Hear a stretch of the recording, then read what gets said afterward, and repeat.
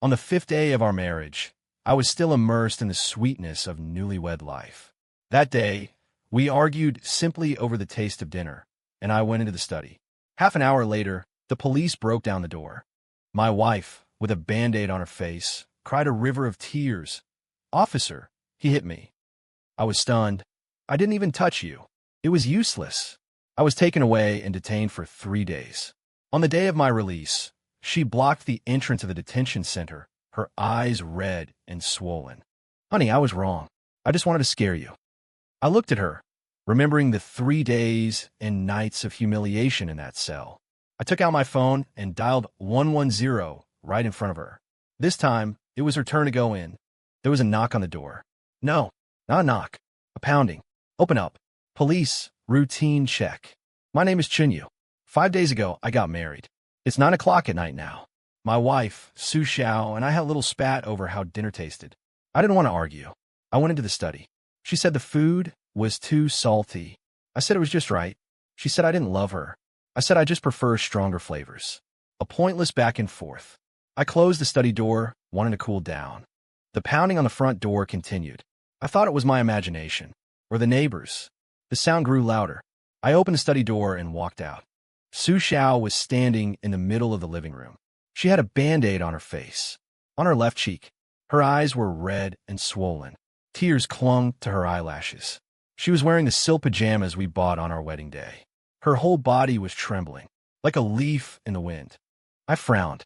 "What's going on?" She didn't look at me. She stared at the door. "Officer, open the door. If you don't open up, we're breaking it down." My mind went blank. I walked over quickly, my hand on the doorknob. I looked back at Su Xiao. "Did you call the police?" She bit her lip. Fat tears rolled down her cheeks. She didn't speak. I opened the door. 3 police officers stood outside. Their expressions were grim. The lights stretched their shadows long behind them. The officer in the lead glanced at me. Then he looked past me at Su Xiao behind me. "Hello. We received a call about domestic violence here." His voice was steady, but it felt like a hammer blow to my head. Domestic violence? Me? I looked at Su Xiao. She looked as if she had found her savior. She rushed toward the police, crying, "Officer, he hit me. He just hit me." Her finger pointed at me. The sleeve of her pajama top slid down, revealing a fair arm. On it was a bluish-purple bruise, very conspicuous. I stared at the bruise, then at the Band-Aid on her face. I hadn't even touched her. I had just gone into the study. For half an hour at most. How did all this happen? "Did you hit her?" The officer's gaze returned to me. It became sharp. I opened my mouth. I didn't even touch her." My voice was dry. My throat felt like it had been scraped with sandpaper. Su Xiao's crying grew louder. She hid behind the policeman. "Honey, I was wrong. I shouldn't have said the food was salty. Don't be angry anymore. Please don't hit me again in the future, okay?" Her words were like knives, stabbing into my body. The neighbors' doors opened. People peeked out, pointing and whispering about us. I felt my face burning. Blood rushed to my head. "Su Xiao, what nonsense are you talking?" I took a step forward. An officer immediately blocked my way. "Calm down." His hand rested on his service weapon. I stopped in my tracks, looking at Su Xiao, who was hiding behind him. She looked at me over the officer's shoulder. There was something in her eyes I couldn't understand. It wasn't fear. It was something else, like a kind of triumph. The thought flashed through my mind. I couldn't believe it. "Sir, please come with us. We need your cooperation with the investigation."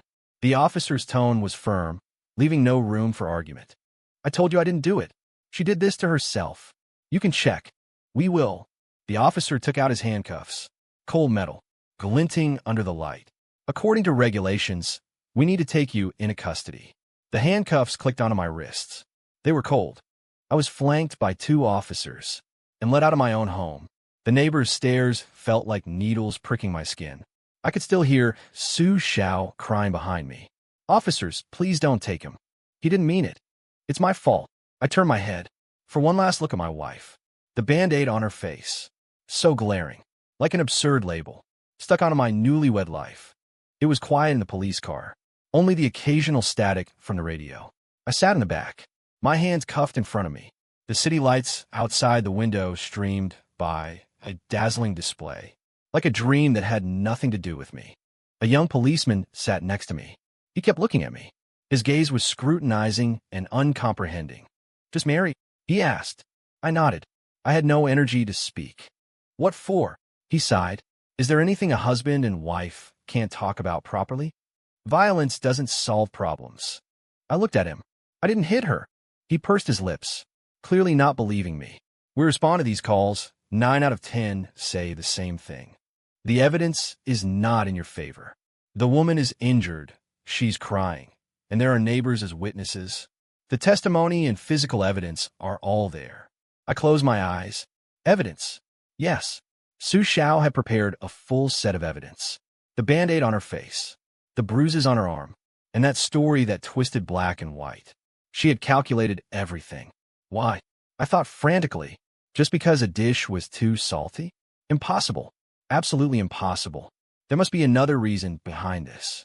I remember the look in her eyes, that fleeting flash of triumph. My heart sank, like plunging into the freezing depths of the sea. We arrived at the police station. I was taken into an interrogation room. An incandescent light bulb shone brightly overhead. The table was made of iron. The chair was also made of iron. One policeman took my statement. Another recorded it beside him. Name: Chen Yu. Age: 28. Why did you hit your wife, Su Xiao? I repeat, I did not hit her. The policeman taking the statement looked up. He tapped his pen on the table. Chen Yu, you need to understand the situation you're in. We handle cases based on evidence. Your wife has already gone to the hospital to have her injuries examined. The results will be out soon. Leniency for those who confess. Severity for those who resist. I felt powerless. No one believed my words. In a carefully orchestrated setup, any defense I offered sounded like a lie. I'm telling the truth. We argued a bit about the taste of dinner. Then I went into the study and closed the door. I didn't come out until you broke the door down. During that time, I had no physical contact with her. The policeman sneered. Are you saying your wife beat herself up, then called the police to frame you? A bride who's only been married for 5 days. What does she gain from that, right? What does she gain? This question was stuck in my heart too. I couldn't answer it, because the answer was too absurd. So absurd that I couldn't even convince myself. The interrogation lasted a long time. The same questions were asked over and over again. My lips were chapped. My throat was raw. Later, the injury report came out. Minor injuries. The forensic examination determined that the time the injuries were sustained was consistent with the time the police were called. Everything matched up, except for the truth itself. The policeman looked at me. His eyes were like he was looking at a piece of trash. The facts are clear, and the evidence is conclusive. Chen Yu, you are suspected of assaulting another person in violation of the Public Security Administration Punishment Law. It has been decided to place you under administrative detention for 3 days. Detention. 3 days. Those 2 words slammed into my ears. I shot to my feet. The handcuffs hit the iron table, making a harsh noise. I object. I didn't do it. On what grounds are you arresting me? 2 policemen came forward and held me down. They pressed me firmly into the chair. Stay put. The law is just. If you have objections, you can apply for an administrative review. Just? I looked at them, and suddenly I wanted to laugh. This is justice. My world, on the 5th day of my marriage, completely collapsed. I was led out of the interrogation room, down a long corridor, and into a detention cell. The iron door closed behind me, with a heavy, resounding clang, like the final curtain falling on my life. There were few people in the cell. They all looked at me with strange eyes. I found a corner and sat down. I buried my head in my knees. Humiliation, anger, bewilderment washed over me like a tide. I replayed everything that happened tonight over and over in my mind, starting with that dish, to Su Xiao's tears, to the Band-Aid on her face, to the police breaking down the door. I suddenly understood something. Su Xiao's purpose. She wasn't after money or anything else. She was after control. Absolute, unopposable control. This argument was just a trigger, a tool she used to test my limits and teach me a lesson I would never forget. She wanted to make me afraid, so that I would treat every word she spoke from then on as a sacred edict. She wanted to use this domestic violence incident to brand me with a stigma that could never be washed away, to make it so I could never hold my head high in front of her again. Such a vicious method. A woman I had been married to for only 5 days. My wife. My heart was as cold as a block of ice. No, colder than ice. It was a dead stillness. I lifted my head. I looked at the small patch of sky beyond the iron bars. There were no stars, no moon, only a bottomless darkness. Su Xiao, you won. You succeeded in putting me in here. But the game has just begun. 3 days. I will remember these 3 days.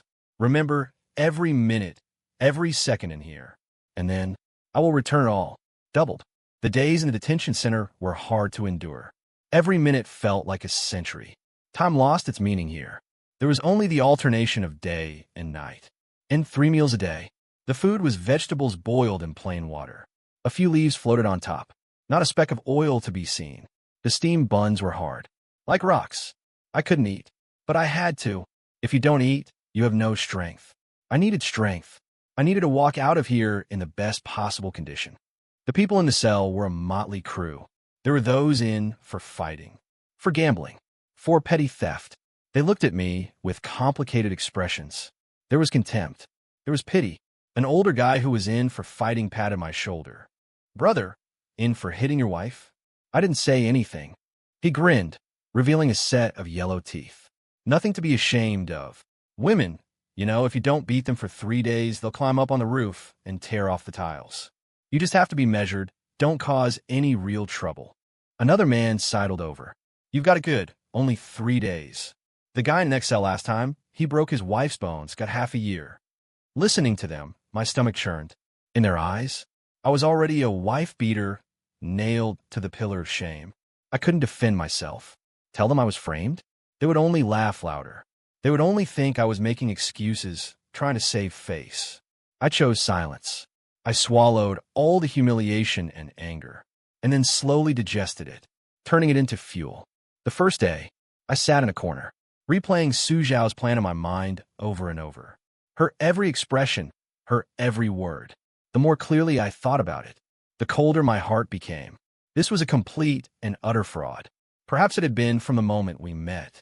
The gentleness, thoughtfulness, and understanding she had shown. It was all a facade, like a painted skin. Beneath that painted skin was a monster I didn't recognize, cold, selfish, and intensely controlling. I even suspected, was I her first test subject? The second day, I began to think about what to do after I got out. Divorce. That was a must. I could not continue living with a woman like this. Assets. Our marital home. The down payment was from my parents. In my name. The renovations and appliances were paid for jointly by both families. Her dowry was a car, registered in her name. All of this had to be settled cleanly. And the most important thing, my reputation. I couldn't bear the title of wife-beater for no reason. I had to wash away this stain. But how? Go to the police and tell them I was framed? They wouldn't believe me. Go explain to the neighbors? They would only think I was lashing out in shame and anger. I was in a deadlock. Su Xiao had pushed me into a mire where I couldn't prove my own innocence. I felt a wave of despair. Was I to carry this blame for the rest of my life? No, I refused to accept it. There had to be a way. There had to be. I forced myself to calm down. The law. Yes, the law. She could use the law to put me in here. I could use it just the same. She reported me for domestic violence. The evidence was the injuries on her body. So, what if I also went to the police? What would I report? False accusation. Yes, that was it. She fabricated evidence and falsified facts, which led to my administrative detention. This already constituted a false accusation. My mind raced. I needed evidence. Proof that her injuries were self-inflicted. Proof that she had framed me with premeditation. This would be very difficult. There were no security cameras at home. How could I prove what she did after I went into the study? A recording. Yes, a recording. When I get out, the first thing I will do when I see her is to make her admit it with her own mouth. Admit how she framed me. I need to guide her. Make her speak the truth when her guard is down. Thinking of this, my heart began to race. A complete plan slowly took shape in my mind. I saw hope. Saw the possibility of tearing off her disguise. The third day. This was my last day here. I had calmed down a lot. With a plan in my heart, I was no longer panicked. I ate on time. I even started to say a few words to the people in the cell. That big brother from the fight came over again. Brother, figure it out? I nodded. Yeah, that's right. After you get out, apologize properly to your wife. Buy her a bag, say a few nice things, and this whole thing will blow over." I smiled. I didn't argue. Yeah, this whole thing was going to be over soon, but in a different way, not the way he was thinking. In the afternoon, the guard came to inform me. Time was up. I could go. I changed back into my own clothes and walked out of that heavy iron gate. The sunlight outside was piercing. I squinted my eyes. It felt like a century had passed. I stood at the entrance of the detention center and took a deep breath of the free air. Then I saw her, Su Xiao. She was standing not far away, wearing a white dress. She looked haggard. Her eyes were red and swollen, as if she had been waiting here for a long time. Seeing me come out, she immediately ran over. Tears welled up once again. "Honey," she ran towards me, bringing a gust of wind with her. The scent of her perfume was still the one I had given her. "Honey, you're finally out. I was so worried about you." She wanted to hug me. I subconsciously took a step back. My movement was small, but it was enough to draw an invisible line between her and me. Her arms froze in midair. The sadness on her face solidified for a moment. Immediately, more tears streamed down. "Honey, are you still mad at me?" "I'm sorry. I'm really sorry. I was just confused for a moment. I just wanted to scare you. I didn't expect things to get so serious." Her words were exactly the same as I had rehearsed in the detention center, avoiding the important and dwelling on the trivial. Calling a deliberate setup confused for a moment. Calling a vicious calculation scaring you.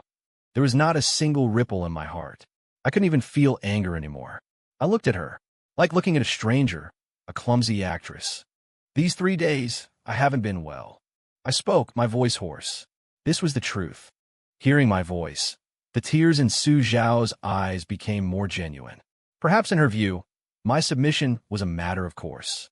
After all, what right does a man who's been in jail have? "I know, honey, it's all my fault. You've suffered. Let's go home, okay? I made you soup to wash away the bad luck." She carefully reached out again, trying to take my arm. "Go home." That place was no longer my home. Not since the moment she called the police. "There are too many people here," I said. "Let's find a place to talk." My calmness seemed to exceed her expectations. She was stunned for a moment, then immediately nodded. Okay, let's go to that park over there. It's quiet." She thought I was ready to accept her apology, to talk with her about how to turn this page. In the midst of her sadness, a hint of relief was quietly hidden. I turned and walked toward the park. She followed behind me. I took out my phone from my pocket. It had been confiscated before detention and just returned to me. The battery was at 20%. I lit up the screen. My fingers slid across it. I didn't look at Su Xiao, but I could feel her gaze like thorns on my back. She was observing me, observing my every move. I opened the voice recorder app on my phone and pressed the red dot. Then I put the phone back in my jacket pocket. The pocket was deep. The phone's microphone was facing outwards. After doing all this, my heartbeat remained steady. I had never been so calm. In these 3 days, what I lost was not just freedom, but also the last trace of affection for her. Now, I just wanted to get back what belonged to me. My innocence. My justice. The early autumn park was a bit bleak. We found a bench and sat down, with half a person's distance between us. Su Xiao tried to move closer several times, but after seeing my cold profile, she held back. She began to continue her performance. "Honey, believe me, I really didn't do it on purpose. That day you went into the study, I was alone in the living room, and the more I thought about it, the more wronged I felt. I felt that you didn't love me anymore, didn't care about me. I just wanted to find a way to make you pay attention to me, to let you know how important I am." As she spoke, she secretly observed my reaction. I didn't look at her. I looked at the withered, yellow lawn in the distance. The injury on my arm, I got it by accidentally bumping into the corner of a table. The bandage on my face, I put it there myself. I thought that if you saw me hurt, you would surely feel sorry for me, that you'd come and comfort me. But you didn't. When the police came, I panicked. In the heat of the moment, I just went along with what they were saying. She attributed everything to accidents and impulses, attempting to fashion herself into a lovelorn, mistaken, fragile, and helpless little woman. Too bad I'd already seen through this facade. "Is that so?" I finally spoke, my tone as flat as if we were discussing the weather. "When you called the police, what did you tell them?" My question was direct, devoid of any emotion. Su Xiao was visibly taken aback. I just said we had a fight, and you gave me a push. Just a push. I turned my head and looked directly into her eyes. I recall you crying and saying, "He hit me, and can you please not hit me anymore?" My recitation was precise and cold. The color drained a little more from Su Xiao's face. I was scared. I wasn't thinking what I was saying. And a bruise on your arm? I continued to question her, like an emotionless interrogation machine. You said you bumped it by accident, but the forensic examiner determined it was a finger mark from being grabbed. Su Xiao's breathing began to quicken. She hadn't expected me to remember so clearly, nor had she expected me to dismantle her lies so mercilessly, one by one. Her tears stopped flowing. A hint of panic and annoyance began to surface in her eyes. "Chenyu, what do you mean by this? Are you interrogating me? I already said I was wrong. What more do you want?" Her voice grew louder. A corner of her disguise was torn away, revealing the impatience beneath. "I don't want anything," I said. "I just want to know why. The why is that I love you. I did all of this because I love you." She stood up excitedly. "I just wanted to make you fear me for once. To make you listen to me from now on. Is that so wrong? I hurt myself to get you locked up for 3 days, to teach you a lesson. Wasn't it all so we could have a good life together in the future? You're a grown man. What's the big deal about suffering a little injustice? I'm a woman, and for the sake of this family, I've already gone this far, and you're still here haggling with me over these details." She finally said it. She roared out her most venomous, most selfish inner thoughts, wrapped in the sugar coating of "it's for your own good." I looked at her face, flushed with agitation. I looked at her self-righteous expression. I laughed, a laugh that came from the bottom of my heart. So, in her eyes, all of this was my privilege. I stood up. I took my phone out of my pocket. In front of her, I pressed the button to stop the recording. Then, I clicked save on the recording, 7 minutes and 32 seconds long. Su Xiao watched my actions, the expression on her face instantly freezing. She seemed to realize something. What were you just doing?" "Nothing," I said, gripping the phone in my hand, looking at her calmly. "Just recording what you said." "Recording?" Those words struck Su Xiao like a bolt of lightning. The blood drained from her face in an instant, leaving it deathly pale. Her lips trembled, unable to form a single word. Those eyes, which moments ago were filled with anger and grievance, now held only boundless terror. She finally understood. From the moment I walked out of that detention center, my calm was not resignation. It was a declaration of war. My conversation was not for reconciliation. It was to gather evidence. "Chenyu, you." She reached out, as if to snatch my phone, but her whole body was trembling so much she could barely stand. "What are you trying to do?" "Delete the recording." "Delete it now." She finally broke down. The meticulous, always in control, Su Xiao vanished. In her place was a flustered, pathetic woman. "I'm begging you, husband, I was really wrong. I'll never do it again. Please delete it, okay? We're husband and wife. You can't do this to me." She lunged forward, trying to hug my legs. I stepped back again, causing her to miss and fall clumsily to the ground.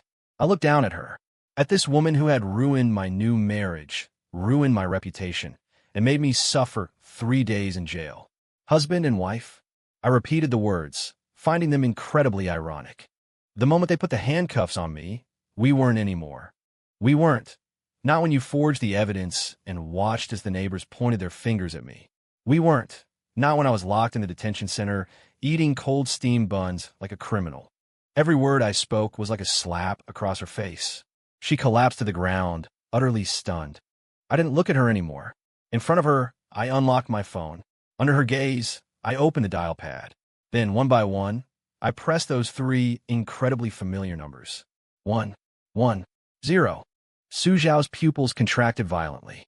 As if she had seen the most terrifying thing in the world, she scrambled over and grabbed my trouser leg. "Don't. Chenyu, don't call the police. I was wrong. I was really wrong.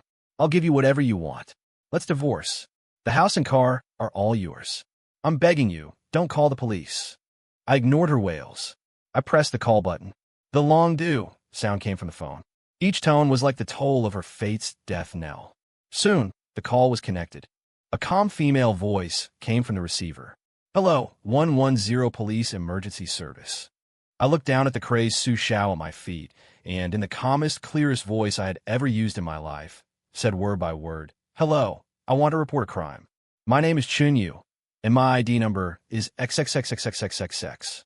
3 days ago, my wife, Su Xiao, the woman who is right beside me now, forged evidence through self-harm and fabricated facts to file a police report, falsely accusing me of domestic violence, which resulted in me being sentenced to 3 days of administrative detention. Right now, I have in my possession a complete recording of her verbally admitting to the entire process of framing me. I demand that she be pursued for her full legal responsibility for the crime of false accusation and framing." My voice traveled clearly through the radio waves to the other end. It also traveled clearly into Su Xiao's ears.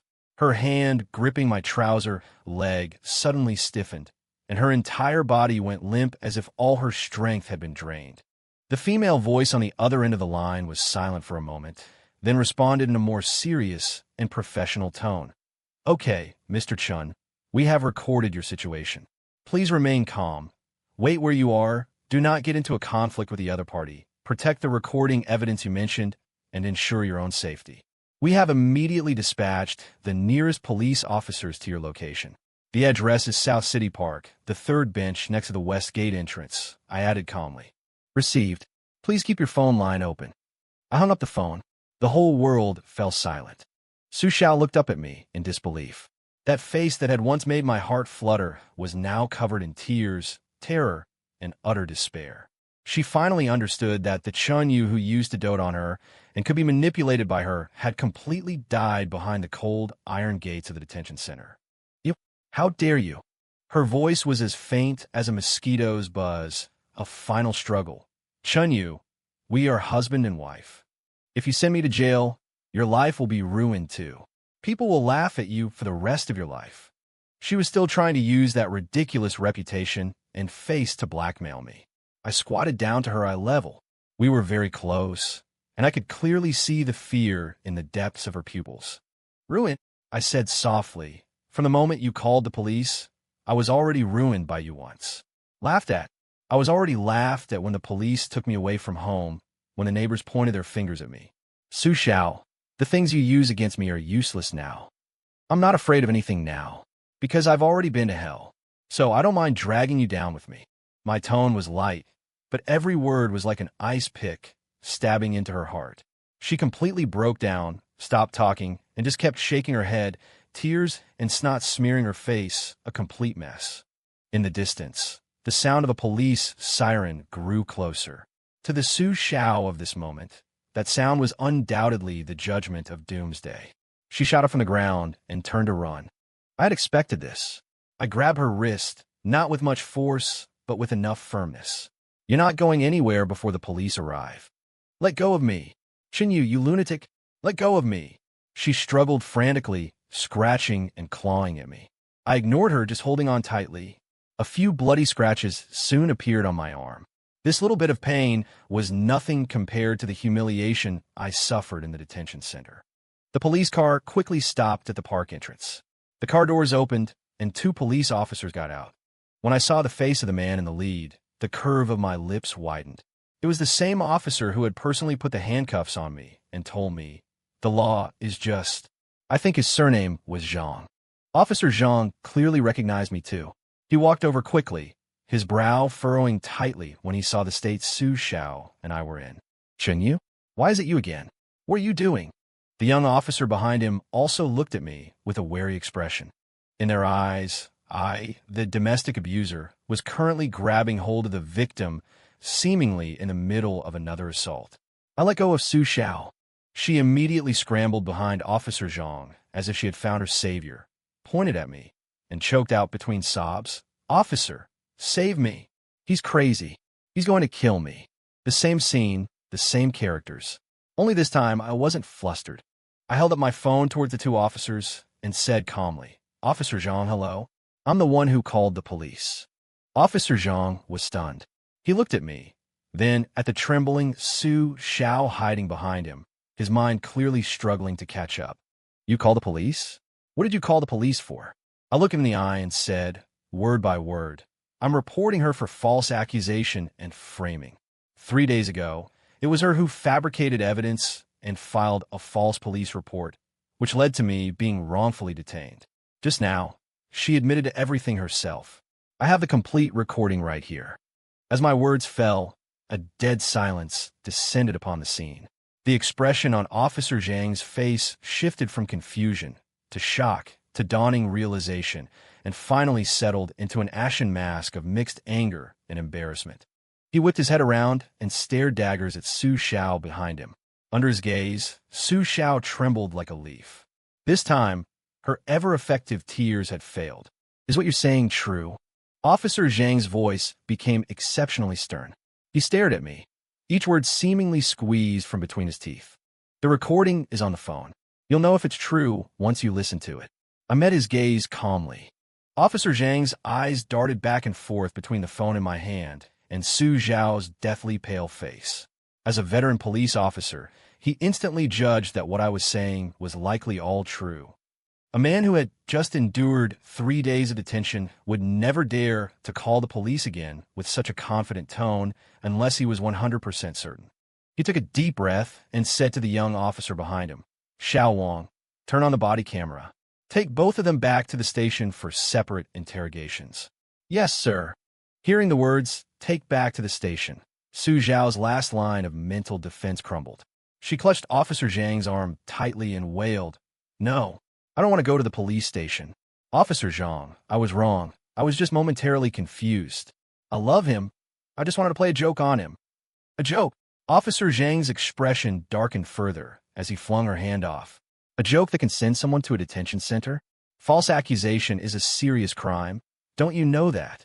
Watching Su Xiao being escorted towards the police car by the young officer, I felt not a shred of pity, only the satisfaction of a great wrong being avenged. 3 days ago, I was taken away in the very same manner. What goes around comes around. Sitting in the police car again, the seat was the same, but my state of mind was worlds apart. Su Xiao sat on the other side, wedged between the young officer. She kept her head down, not daring to look at me, her body trembling uncontrollably. The air in the car was suffocatingly tense.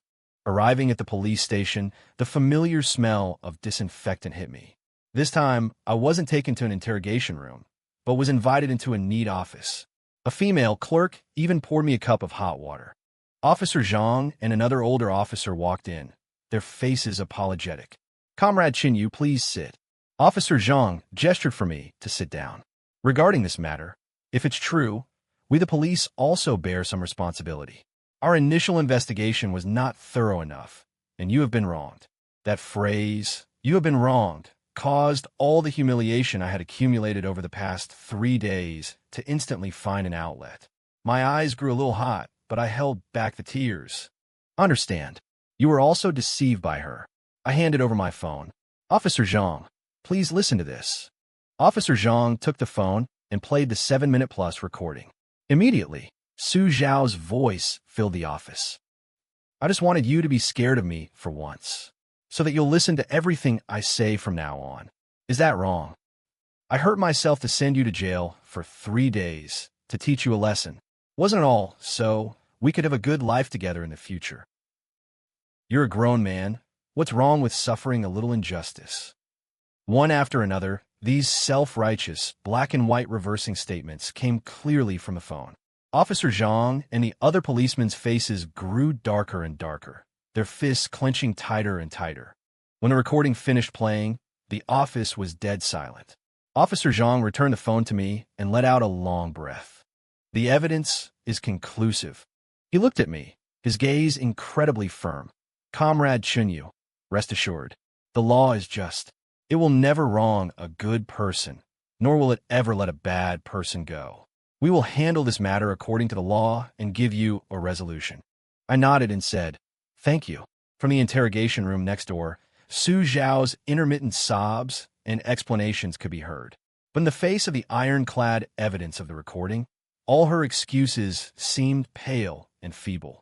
About an hour later, Officer Zhang found me again.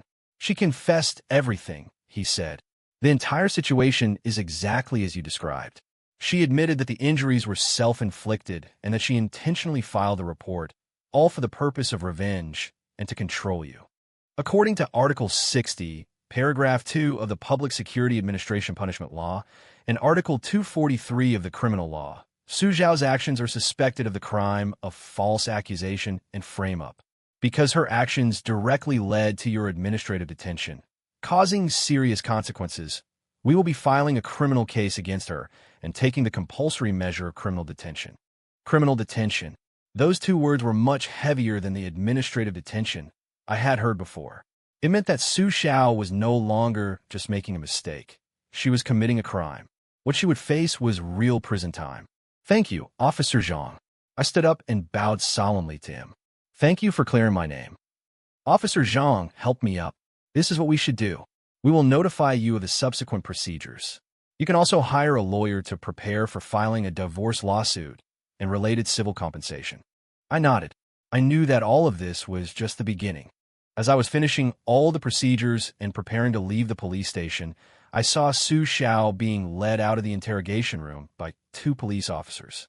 She was wearing handcuffs, her hair was disheveled, and her makeup was ruined from crying, a spitting image of my own wretched state when I entered the detention center 3 days ago. She saw me too. Our eyes met. In her gaze, there was no longer any scheming or smugness, only regret and fear. I didn't linger. I turned around, took large strides, and walked out the doors of the police station. Behind me were her completely broken cries. This time I didn't look back. The moment I stepped out of the police station, the night air outside was exceptionally fresh. I looked up at the sky. A bright, clear moon hung in the air. 3 days ago, the sky I saw was divided by iron bars, small and oppressive. Now the world before my eyes was open and free. I took a deep breath and slowly exhaled, as if to expel all the foul air that had accumulated in my chest over the past 3 days. A huge burden had been completely lifted from my spirit and my body. I was free. My innocence had been returned. Officer Zhang walked me to the door and patted my shoulder. Comrade Chinyu, go home and get some good rest. Don't overthink things. This is hard for anyone to go through. His tone carried a trace of sympathy and concern. In the future, be more discerning when you judge people. I will. Thank you, Officer Zhang. I thanked him from the bottom of my heart. Although I had been wrong because of him, it was also because of him that I was exonerated. He was a true police officer who respected facts and the law. I stood by the roadside and hailed a cab. Where to? The driver asked. I hesitated for a moment. Go back to that home? The house that was filled with my beautiful fantasies of marriage, yet had turned into the beginning of my nightmare? The thought that every piece of furniture, every corner, might be tainted by Su Zhao's hypocritical presence made me feel physically ill. I didn't want to stay in that place for another day. Sir, please take me to the nearest Vienna hotel, I said. I needed a quiet, unfamiliar space that was entirely my own to sort out my thoughts and plan my next steps. The car drove smoothly through the city night. I took out my phone and scrolled to the top 2 names in my contacts, Dad Mom. For the past 3 days, in order not to worry them, I hadn't told anyone. My phone had been confiscated, so even if they tried to contact me, they couldn't get through. Now that the matter was resolved, I had to give them an explanation. I dialed my father's number. The call was answered almost instantly. Xiaoyu, where have you been these past few days? Why couldn't we reach you? My father's anxious voice came through the receiver. Hearing my father's voice, the strength I had been desperately holding onto instantly began to crumble. My nose stung, and my voice choked with emotion. Dad, I'm fine. Fine? If you're fine, why has your phone been off for days? Your mother is about to go crazy with worry. I closed my eyes and, in the briefest, calmest words possible, told my father everything that had happened over the past few days. From the argument with Su Xiao, to being framed and reported by her, being detained for 3 days, and then to how I had just used a recording to fight back and send her to the detention center. The other end of the line fell into a long silence. I could imagine how shocked and furious my father must be at that moment. After a long while, he spoke, his voice suppressing a raging fire. That woman. How dare she? How dare she do this to you? Dad, it's all in the past. What do you mean in the past? This isn't over, my father's voice was resolute. Where are you now? Don't stay in any hotel. Come home immediately. Your mom and I are coming to get you right now. There's no need, Dad. I could just take a taxi back. Don't you move. My father hung up the phone without leaving room for argument. I held the phone, a mix of emotions churning within me. There was grievance, lingering fear, but more than anything, there was the warmth and support of my family. I canceled the hotel reservation and changed the address to my parents' home. A little over half an hour later, my parents' car pulled up in front of me. The car door opened, and my mother rushed out, throwing her arms around me, tears instantly streaming down her face. My son, you've suffered. My father stood to the side, his eyes red. He walked over and clapped me heavily on the back. He said nothing, but that force contained 1,000 words. Sitting in the car on the way home, smelling the familiar scent inside, looking at my parents' concerned profiles, my heart, which had been adrift for 3 days, finally found its anchor. After getting home, my mother cooked me a bowl of hot noodles. As I ate the noodles, I had already made a decision in my heart. I had won the first battle in this war started by Su Xiao. But next, there were even tougher battles to fight. Divorce. It had to happen. Division of assets, clearing my name, civil claims for damages. Not one could be overlooked.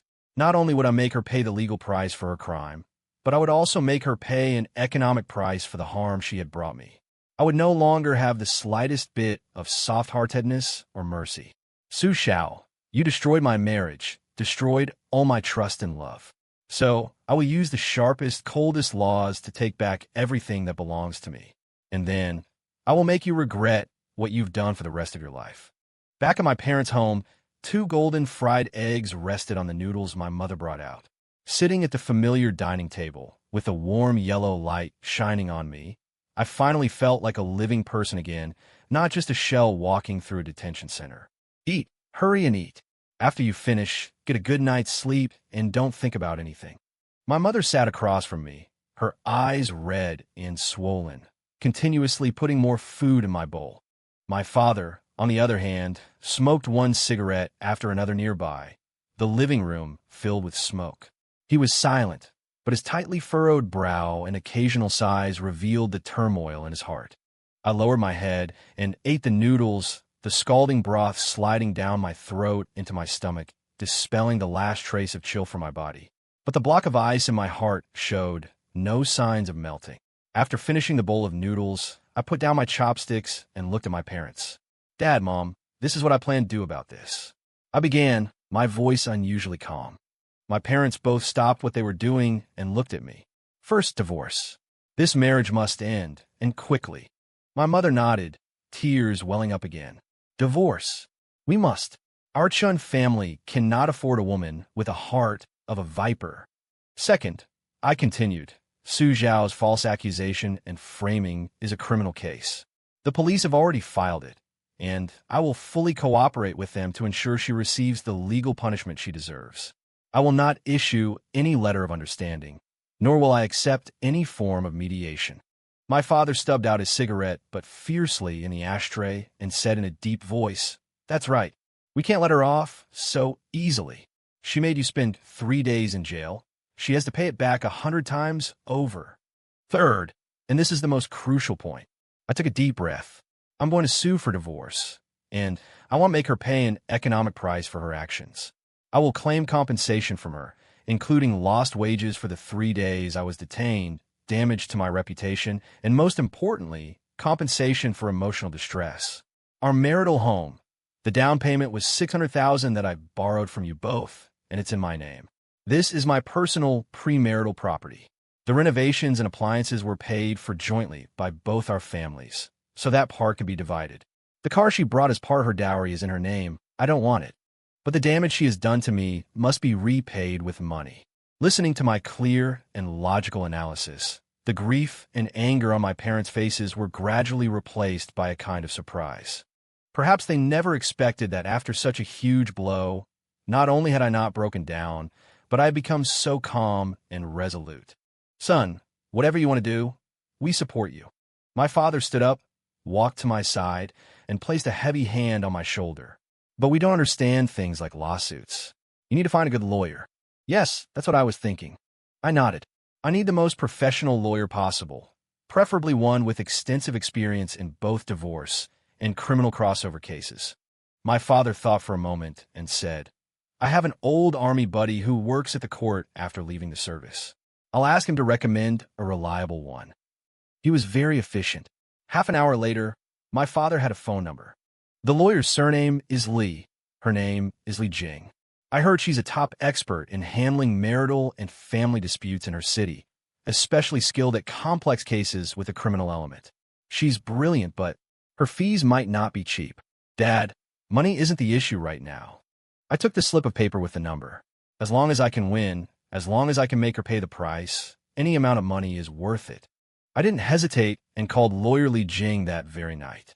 On the other end of the line was a capable and steady female voice. After listening to my brief summary of the case, she said only one sentence. Mr. Chun, come to my office for a meeting at 9 tomorrow morning. I'll text you the address shortly. Bring all your evidence, including your administrative penalty decision document and that recording. The next morning, I arrived at Lee Jing's law firm on time.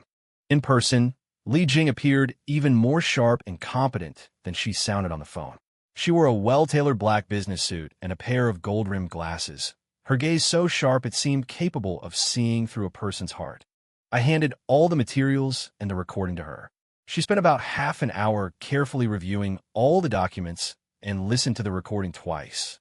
Throughout this time, she said nothing. The only sound in the office was my own slightly ragged breathing. After going through everything, she took off her glasses, rubbed the bridge of her nose, then looked up, her gaze as sharp as a laser. Mr. Chun, first of all, I sympathize with what you've been through. She began, her tone devoid of excess emotion, containing only professional composure. Secondly, I must congratulate you.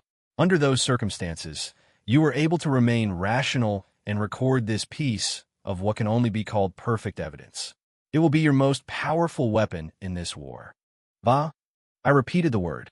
Yes, war. Lee Jing nodded, leaning forward slightly. From the moment your wife decided to deal with you in this manner, what's between you is no longer a domestic dispute, but a war. A war for reputation, property, and dignity. I have understood your demands. She picked up a pen and drew a clear flowchart on a blank sheet of paper. We will fight on 3 fronts. First, the criminal front. We will cooperate with the police and provide evidence to ensure that Su Zhao's crime of false accusation and framing is confirmed.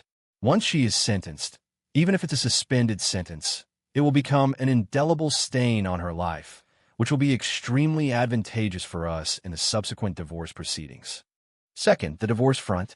While filing for divorce, I will immediately apply to the court for asset preservation to freeze the car in your wife's name and all of her bank accounts to prevent her from transferring assets. The marital home is your premarital property. That is beyond doubt. As for the renovations and appliances, because she is severely at fault and has caused you immense harm, I will argue that she should receive a smaller share or none at all. Third, and most importantly, the compensation front. The tip of Lee Jing's pen tapped heavily on the paper. You were illegally detained for 3 days, suffering immense physical and psychological trauma and severe damage to your reputation. We will sue for the maximum amount of compensation for emotional distress. We will make the court and everyone understand the painful price that must be paid for trampling on the law and on marriage. Looking at her clear plan and confident eyes, the heart that had been hanging in suspense for days finally settled. I had found my general. Lawyer Lee, I'm entrusting everything to you.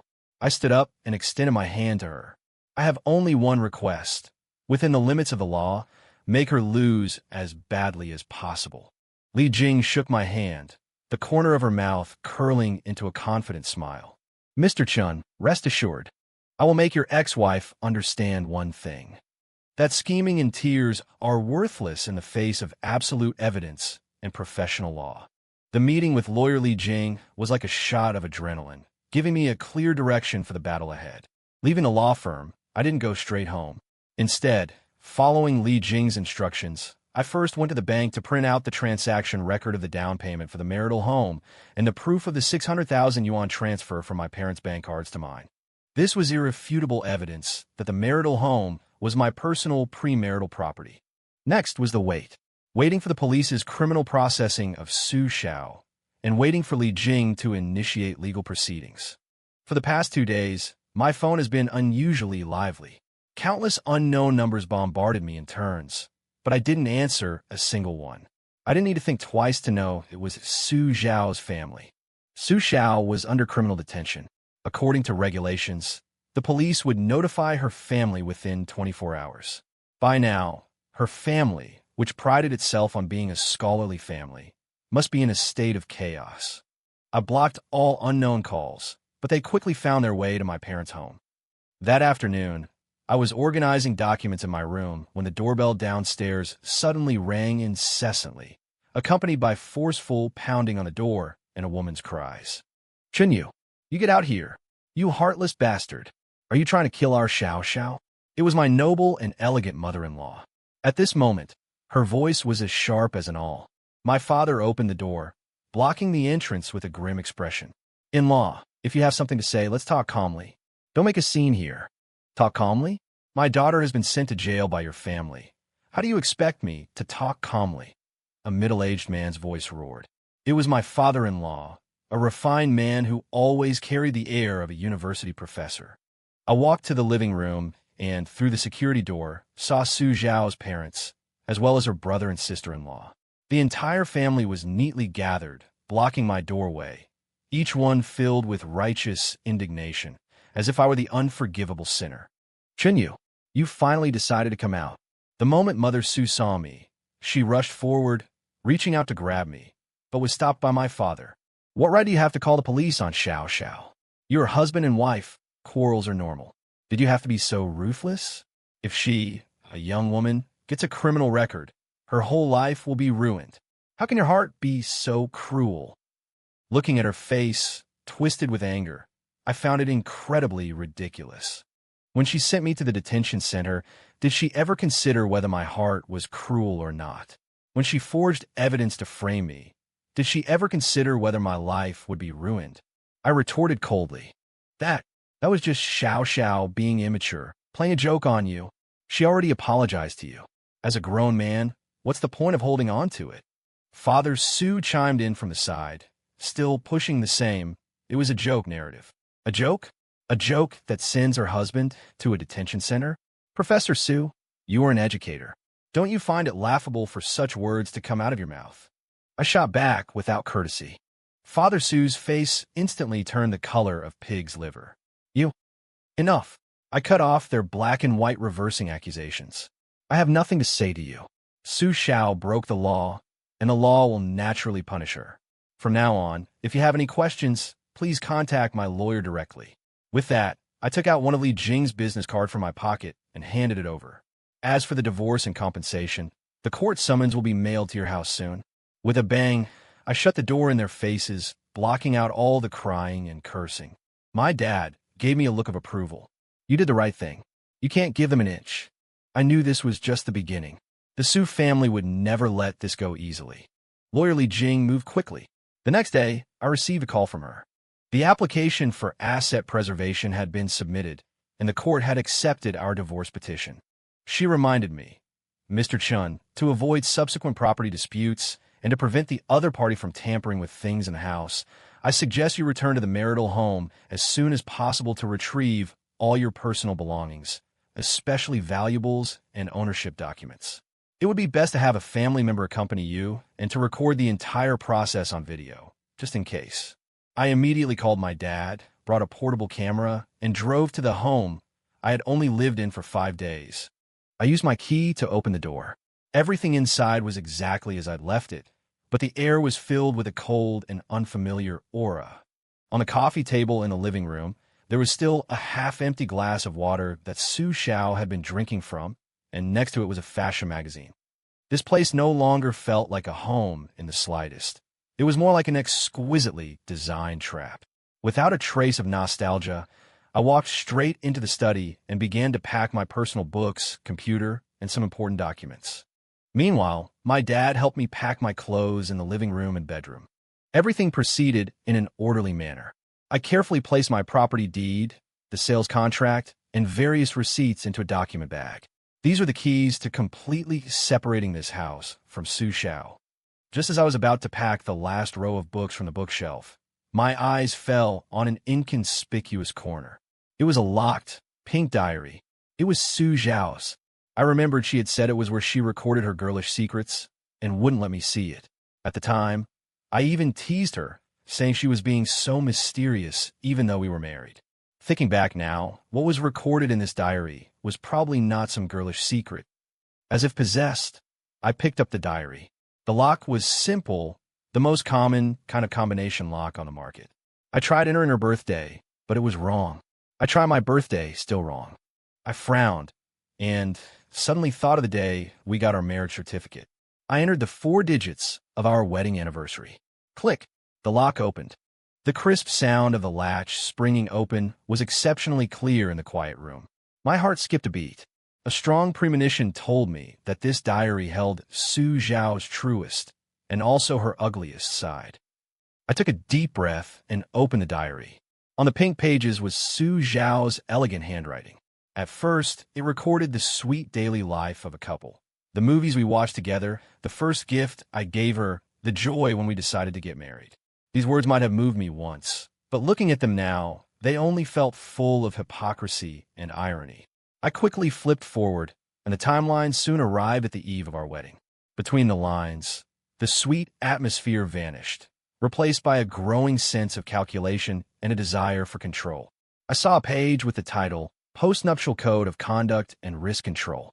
My hand began to tremble slightly just seeing this title. Below, numbered 1 by 1, were chilling rules. 1. Complete control over finances. Chun Yu's salary card, bonuses, and investment income must all be handed over to me for unified management and distribution. He will only be given a fixed amount of pocket money each month to cultivate the habit of having to report to me for any spending. 2. Cleansing the social circle. He must be made to gradually distance himself from those unreliable friends, especially that fatty Wong who always takes him out for drinking and cards. Weekends should belong to the family, not to scoundrel friends. 3. Ideological remolding. I must subtly make him realize that loving me is equivalent to listening to me. Any form of talking back or refuting is a sign of not loving me. This tendency must be completely nipped in the bud from the very beginning. Reading this, a layer of cold sweat had already formed on my back. I had always thought Su Xiao was a gentle and considerate girl. I never imagined that in her world, marriage wasn't about love and companionship, but a thorough power game, and I was the object she needed to tame and remold. I continued to read, and the contents of the diary became even more shocking. Risk control. Chinyu has a rather rational personality and his own opinions. The initial remolding may be met with resistance. A powerful punishment plan must be prepared to deal a devastating blow the first time he shows serious resistance, destroying his psychological defenses in one go and making him completely obedient. Alternative punishment plan, the silent treatment. But the effect is slow, and it's easy for him to become rebellious. Not recommended. Alternative punishment plan B. Go back to my parents' house. A traditional method, but too cliché to cause sufficient psychological shock. Alternative punishment plan C. False accusation of domestic violence. This plan is high risk, but the payoff is huge. Advantages. 1. Utilize society's general sympathy for women as the weaker party to occupy the moral high ground. 2. Calling the police and introducing public authority can bring him the greatest fear and humiliation. 3. Once the domestic abuser label is attached, it will be a stain on his entire life and my strongest trump card for controlling him in the future. Disadvantages. Requires careful planning, fabricating evidence, and controlling the degree of injury. Minor injuries are sufficient, nothing too severe. Below Plan C, she had drawn a large 5-pointed star in red pen. Then, there are more detailed steps of the plan. Execution details. 1. Find a suitable opportunity for an argument. A minor issue is fine. It will seem more real. 2. Prepare props, band-aids, safflower oil. Can quickly create the effect of a bruise. 3. After the argument, lock myself in the room to complete the injury process. 4. Dial 110. Be clear and concise while crying. He hit me because of XXX trivial matter. After the police arrive, I need to act weak and scared, hide behind them, and say things like he didn't mean to do it, or please don't arrest him, to further establish his violence and my kindness. The last page of the diary was from the night I was taken away. There was only one line, the handwriting a bit messy from excitement, but the smugness and thrill were palpable. Step 1. A perfect success. The way he looked at me, full of shock and confusion, like a pitiful dog. Soon, he'll understand who the real master of this house is. I'm so excited. Bang! I slammed the diary shut. A wave of nausea, rage, and a bone-deep chill shot up from the soles of my feet to the top of my head. I had thought that what Su Xiao did was just a whim of malice. Only now did I realize that this was a long premeditated, meticulously planned hunt. And I was the prey in her eyes, waiting to be slaughtered. Xiaoyu, what's wrong? My dad heard the noise from outside and asked with concern. I walked out of the study, holding the diary. My face must have been a ghastly sight. My dad saw the diary in my hand, then looked at my expression and immediately understood. Is this that bitch's? I didn't say anything, just silently took out my phone and took clear pictures of the most crucial pages of the diary, one by one. Then, I sent these photos, along with a brief explanation, directly to lawyer Li Jing. After all that, I tossed the diary into a cardboard box I was preparing to take with me. This was the most crucial piece of evidence, and I had to keep it safe myself. My phone vibrated. It was a reply from Li Jing, just a short and powerful sentence. Mr. Chun, we've got this in the bag. Not only will we win, but I'll also make her pay the most painful price for every single word in this diary. I added silently in my heart. My phone vibrated again. Another message from Li Jing. This diary is the last straw that will break her. It proves that Su Xiao not only committed the crime of false accusation and framing, but also had an extremely malicious criminal motive. I will immediately submit this new evidence to the police and the court. Criminally, her lawyer's hopes of getting her probation are now basically zero. In the civil case, for emotional distress compensation, I will help you fight for the maximum amount supported by the law. Looking at the words on the screen, my clenched fists finally, slowly relaxed.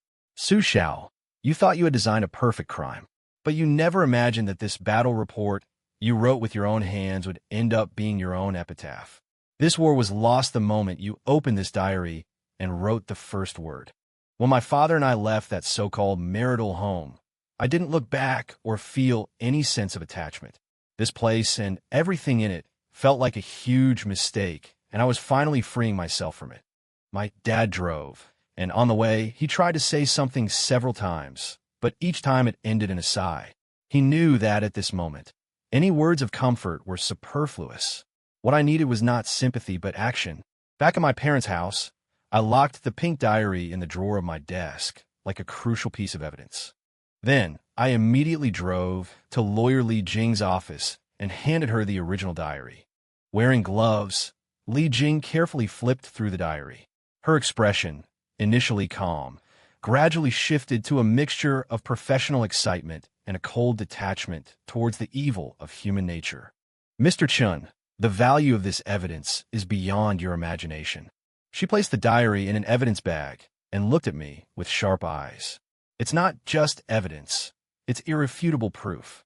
It completely redefines Su Xiao's actions from a domestic dispute, born of love, turned to hate, to a premeditated, planned criminal offense with extreme subjective malice. She stood up and paced around her office, her mind racing. With this, we have the absolute upper hand in the criminal case. I will immediately submit this supplementary evidence to the prosecutor in charge. Su Xiao's lawyer might have originally planned to argue for probation from the angles of first offense, isolated incident, or caused by family conflict. But this diary blocks all those paths.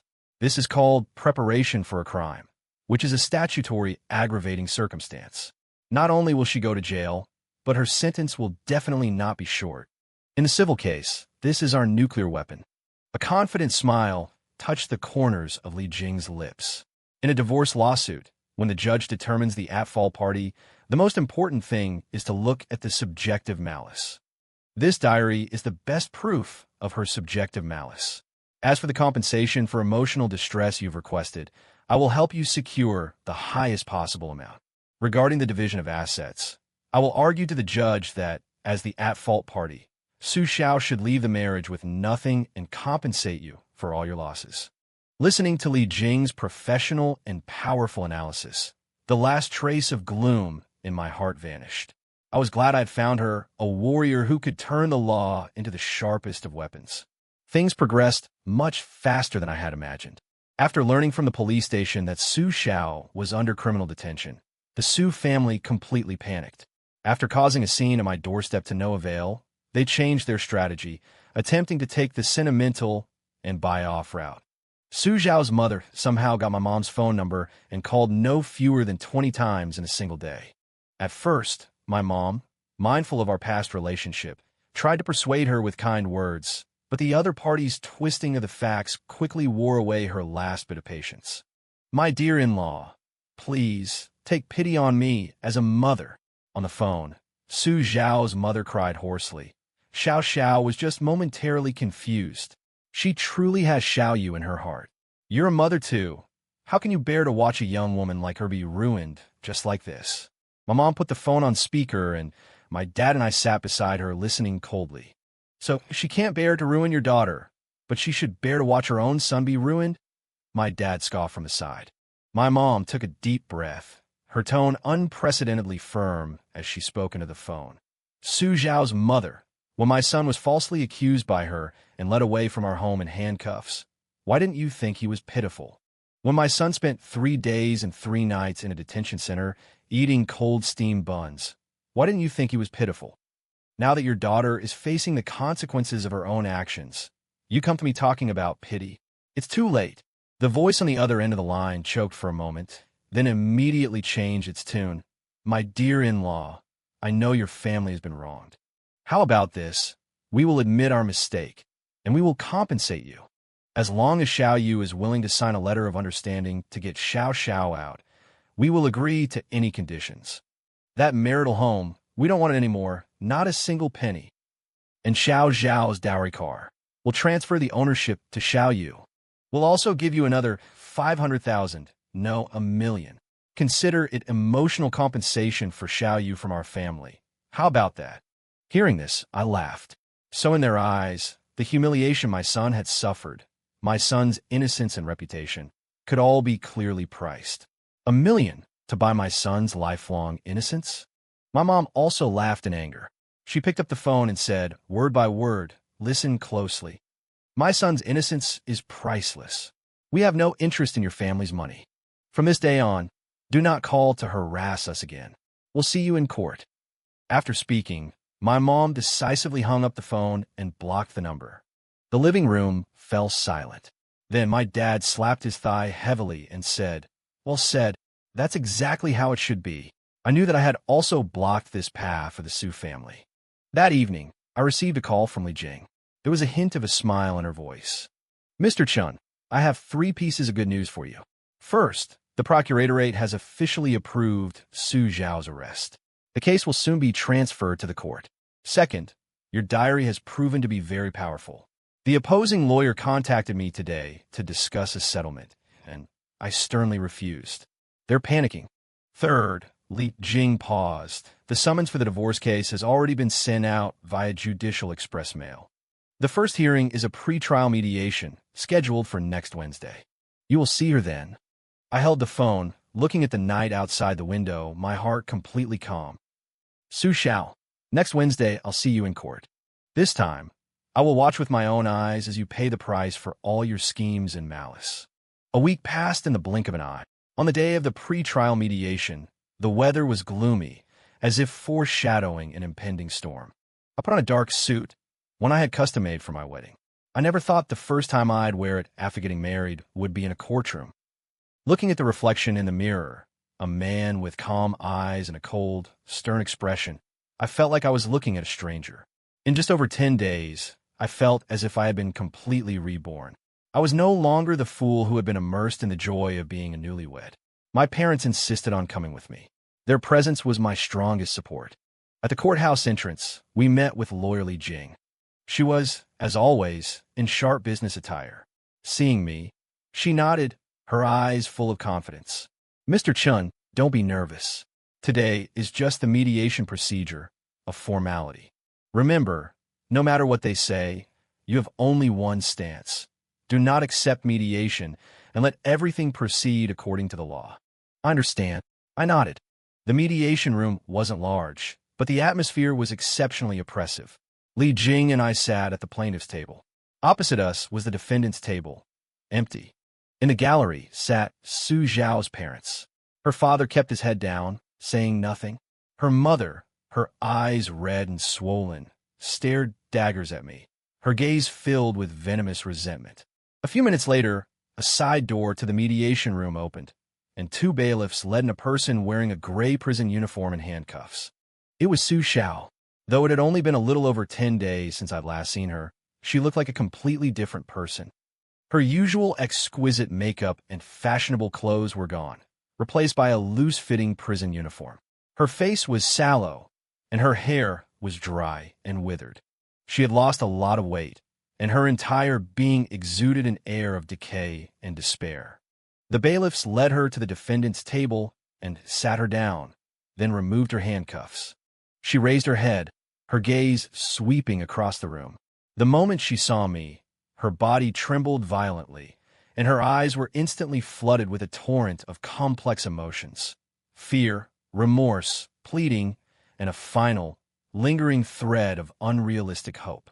Her lips moved as if she wanted to call my name, but ultimately, no sound came out. The mediating judge was a middle-aged woman with a stern expression. She struck her gavel and announced the start of the mediation. Su Zhao's lawyer, a shrewd-looking middle-aged man, spoke first. He skirted the important issues, attributing Su Zhao's actions to being young and foolish, having a fear of marriage, and using extremely misguided methods to seek her husband's attention, attempting to downplay a criminal offense as a mere marital squabble. Li Jing didn't even stand up. She simply sat upright and interrupted him coldly. "Counselor, please watch your words. In the criminal law of the People's Republic of China, there is no crime called being foolish, but there is one called false accusation and frame-up. My client was illegally deprived of his personal freedom for 3 days as a result. This is an irrefutable fact." Su Zhao's lawyer's face stiffened, clearly taken aback. The mediating judge looked at both parties, then turned her gaze to Su Zhao. "Defendant, what is your position regarding the plaintiff's petition for divorce, division of property, and compensation for emotional distress?" Su Zhao looked up, tears instantly welling in her eyes. She looked at me and pleaded in a hoarse voice. "Husband, Chen Yu, I was wrong. I truly know I was wrong. I don't want a divorce. I don't want to get divorced. Please, just give me one more chance, okay? When I get out, I'll do anything to make it up to you. I'll be your slave." Her cries were shrill as she tried to play her last emotional card to move me. Unfortunately, my heart had already turned to stone. I didn't look at her. Instead, I looked at the judge and said in a calm, firm voice, "Your Honor, I do not agree. I insist on the divorce." The judge nodded, seemingly unsurprised by my reaction. She then turned to Su Zhao's lawyer. "Regarding the defendant's diary, submitted as evidence by the plaintiff, do you have any objections?" Su Zhao's lawyer reluctantly stood up. "We question the authenticity of this evidence. We cannot rule out the possibility that it was forged by the plaintiff." "Forged?" Li Jing scoffed and stood up. "Your Honor, we have already requested a forensic handwriting analysis, which can be conducted at any time. Furthermore, the plans recorded in the diary perfectly match the defendant's subsequent criminal actions, including the time she bought the bandages, the time she called the police, and her statement to the police, forming a complete chain of evidence. May I ask the opposing counsel, does your client have the ability to predict the future, or does my client have the ability to travel through time to forge evidence?" Li Jing's words were logical, sharp, and left the opposing lawyer speechless. The mediating judge picked up the photocopy of the diary, flipped through a few pages, then looked up. Fixing Su Zhao with an exceedingly cold gaze, she said, word by word, "Make him completely obedient, deal him a devastating blow, treat him like a pathetic dog. Defendant, you wrote these things, did you not? You harbored such malicious thoughts toward your husband, meticulously planned and carried out a criminal act, and caused him immense physical and psychological harm. And now, you have the audacity to stand here and beg for his forgiveness, to ask not to divorce. Every word from the judge was like a heavy hammer, striking fiercely at Su Zhao's heart.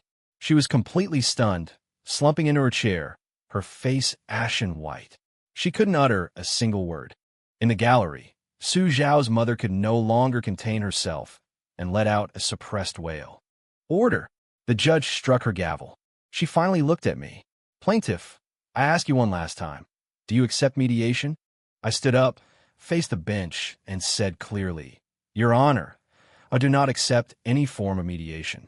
As for the criminal portion, I demand that the law be enforced to its fullest extent. For the civil portion, I adhere to all my litigation claims, including divorce, ownership of the marital home, and a demand for 500,000 yuan in compensation for emotional distress. As my voice fell, the entire mediation room was plunged into a deathly silence. Su Xiao looked at me in disbelief, the light in her eyes completely gone, replaced by a dead, ashen gray. The judge nodded. Since the plaintiff insists on not mediating, this pretrial mediation is concluded. This case will now proceed to a formal hearing. The court date will be announced separately. She struck the gavel. A bailiff stepped forward and put the handcuffs back on Su Xiao. As she was being led out of the room, she used all her strength to look back at me one last time. That gaze was like looking at the most familiar stranger, an executioner who had personally sent her to hell. I did not avoid it, calmly meeting her gaze until her figure disappeared behind the door. I knew that from this moment on, the only thing left between us was a legal relationship. And in this relationship, I would achieve the final and most complete victory. Walking out of the courthouse, a light rain began to fall from the sky. The cold drizzle on my face made me feel incredibly clear-headed. The victory in the pretrial mediation didn't bring me ecstasy, only a sense of calm, as if the dust had finally settled. This war had entered its final stage. All I had to do was wait for the final judgment. Life, it seemed, was slowly getting back on track. However, the aftershocks of the massive bomb that was Su Xiao exploding in my life were spreading on another level, in a way I had never expected. A few days later, coming home from work, I unexpectedly ran into my next-door neighbor, Annie Zhang, downstairs in our apartment complex. She was the one who had poked her head out to point and gossip when I was taken away by the police. The moment she saw me, Annie Zhang's face was filled with embarrassment and awkwardness. She wrung her hands and hurried over. Little Chun, off work, she said with a dry laugh, her eyes darting around. I nodded, not planning to say much to her. Little Chun, she summoned her courage and blocked my path. Your family's matter. We've all heard about it. Oh, I'm so sorry that night. We all misunderstood you, and we were gossiping behind your back. Please don't take it to heart. How could we have known that young women these days could be so malicious? Her tone was filled with apology and lingering fear. The way she looked at me had changed from her previous disdain to one of full-fledged sympathy. I looked at her, feeling no ripples in my heart, and just said lightly, It's all right, Annie Zhang. It's all in the past. Oh, good. She let out a sigh of relief. You're a good kid. You'll definitely find someone better in the future. A woman like that, she deserves to be in jail and reflect on what she's done. When I got home, I told my parents about it as a joke. My mom sighed and said, Well, that's good. Your reputation is finally cleared. Yes, my reputation. The very thing Su Xiao wanted to destroy the most was now being rebuilt in a dramatic fashion, even more pristine than before. The one whose reputation was truly in tatters was her, and her entire family. What truly made me feel this was an unexpected phone call. The call was from Fatty Wong, a college classmate of mine, and the unreliable friend Su Xiao had specifically named her diary for me to distance myself from. Old Chun, you finally turned your phone on. Holy crap. I heard about what happened to you. My jaw nearly hit the floor. You're something else, man. You don't make a move, but when you do, you send your wife straight to jail. Awesome. On the other end of the line, Fatty Wong's voice was as boisterous as ever. You get your news pretty fast, I said with a laugh. Of course. It's all over our classmate and friend circles now. Fatty Wong lowered his voice, his gossip-loving soul burning brightly. Do you know what everyone is calling Su Xiao now? Textbook hypocrite. The modern Pan Jean Lian. They're saying she's not just vicious and stupid, but she also loves to write in a diary, as if she's afraid people won't know about her petty schemes. And let me tell you, those so-called best friends who used to hang out with her are all distancing themselves now, afraid of being tainted by her bad luck. Someone even dug up that she used to pull these kinds of stunts back when she was dating, threatening to kill herself over any little thing, forcing her boyfriends to kneel and apologize. It was just minor drama back then, so no one took it seriously. Who would have thought she'd play it this big this time, and play herself right into prison? Hearing this, I felt not a shred of sympathy, only a sense of ridicule. A person's character, it turned out, had long been traceable. It was just that I'd been blinded by love back then, unable to see clearly. Oh, and there's something even more explosive. Fatty Wong's voice was tinged with a sense of schadenfreude. Your father-in-law, the university professor, Su Qiming, is in deep trouble. What happened? My heart skipped a beat. He's been suspended from the university and is under investigation. I heard someone reported to the school's disciplinary committee about Su Xiao falsely accusing and framing her own husband, and even about the crime diary she wrote.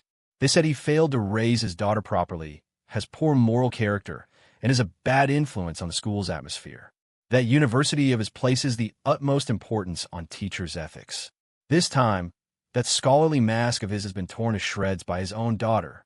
I reckon his professorship is over, and he can forget about making it in academic circles in the future. This news, indeed, brought me a sense of satisfaction. What do the Su family value most? Face and the hypocritical halo of being a scholarly family. Father Su, especially, valued his professorship more than anything. Now, that halo was shattered. This was the heaviest and most precise blow to their entire family. After hanging up, I stood by the window, looking out at the myriad of city lights. Su Xiao, you once wanted to destroy my life alone, but you never imagined that in the end, the ones you dragged into the abyss with your own hands would be yourself and the entire family you cared about most. Just as my thoughts were racing, my phone chimed with a ding. It was a text from Li Jing. The message was short, but it struck like a clap of thunder. Mr. Chung, good news. For the criminal case, the prosecutor's office has filed charges with the court.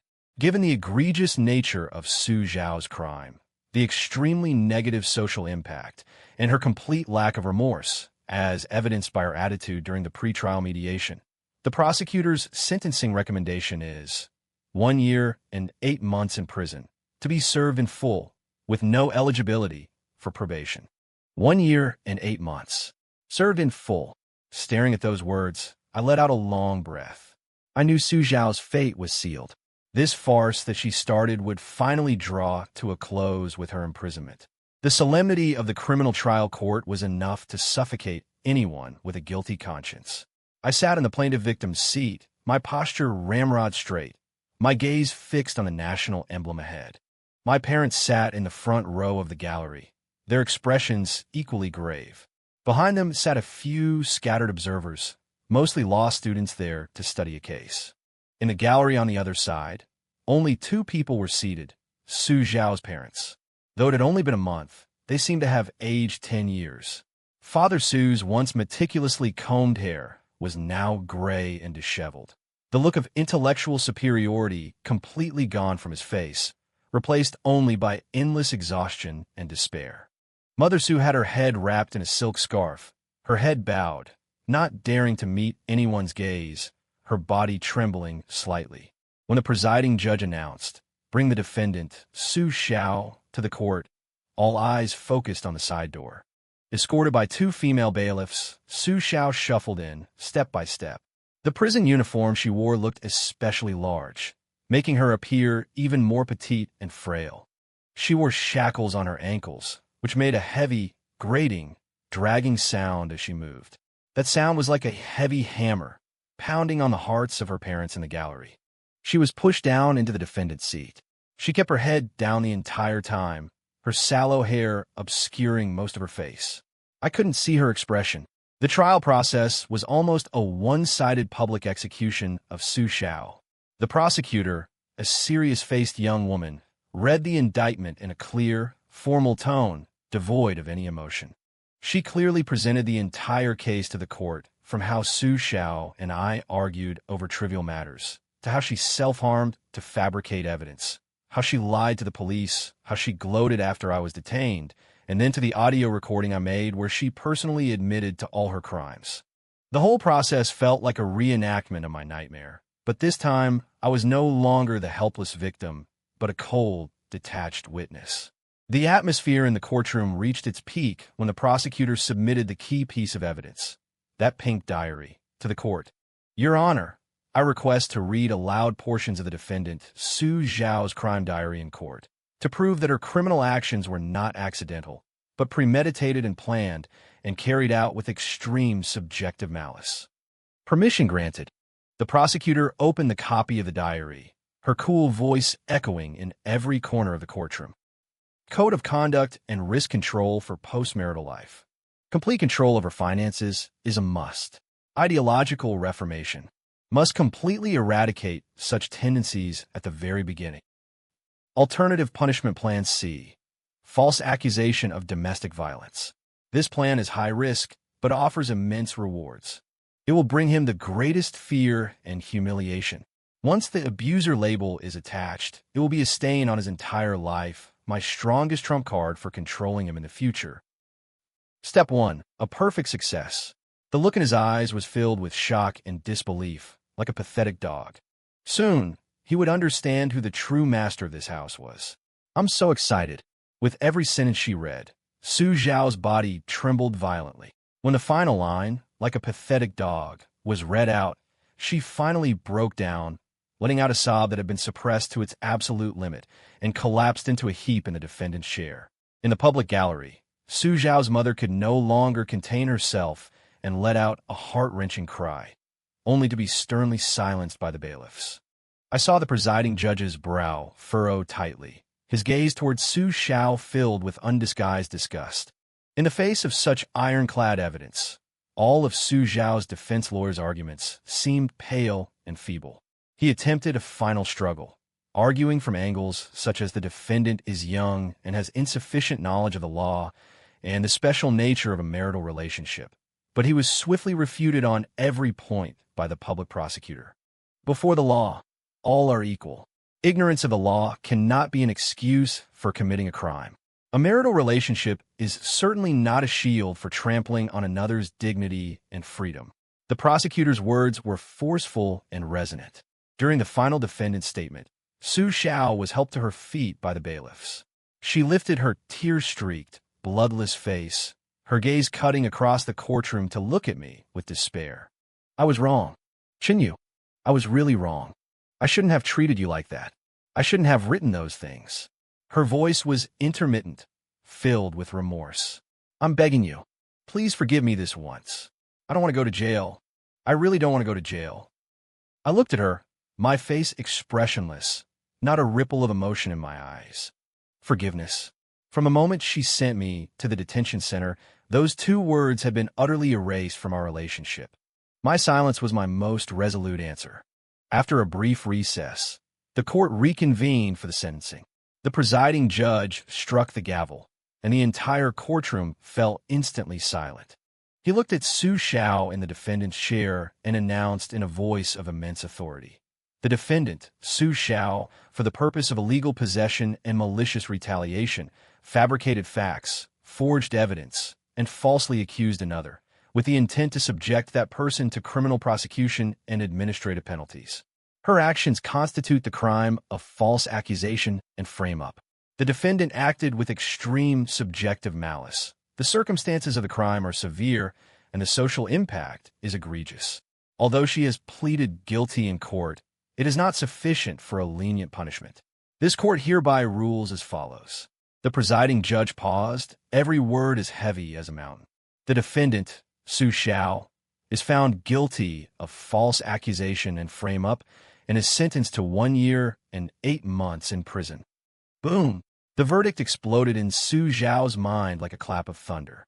Her eyes rolled back, and her body fell straight backward as she fainted completely. In the gallery, Su Zhao's mother let out an inhuman wail and collapsed into her husband's arms. The entire courtroom descended into chaos. I stood up. Without another glance at the wretched family, I straightened the collar of my suit and, amidst the clamor of the bailiffs restoring order, turned and calmly walked out of the courtroom. Outside, the sun was shining brightly. I took a deep breath. In the air was the taste of freedom. Su Zhao, you lost the first battle of this war, and you lost it utterly and completely.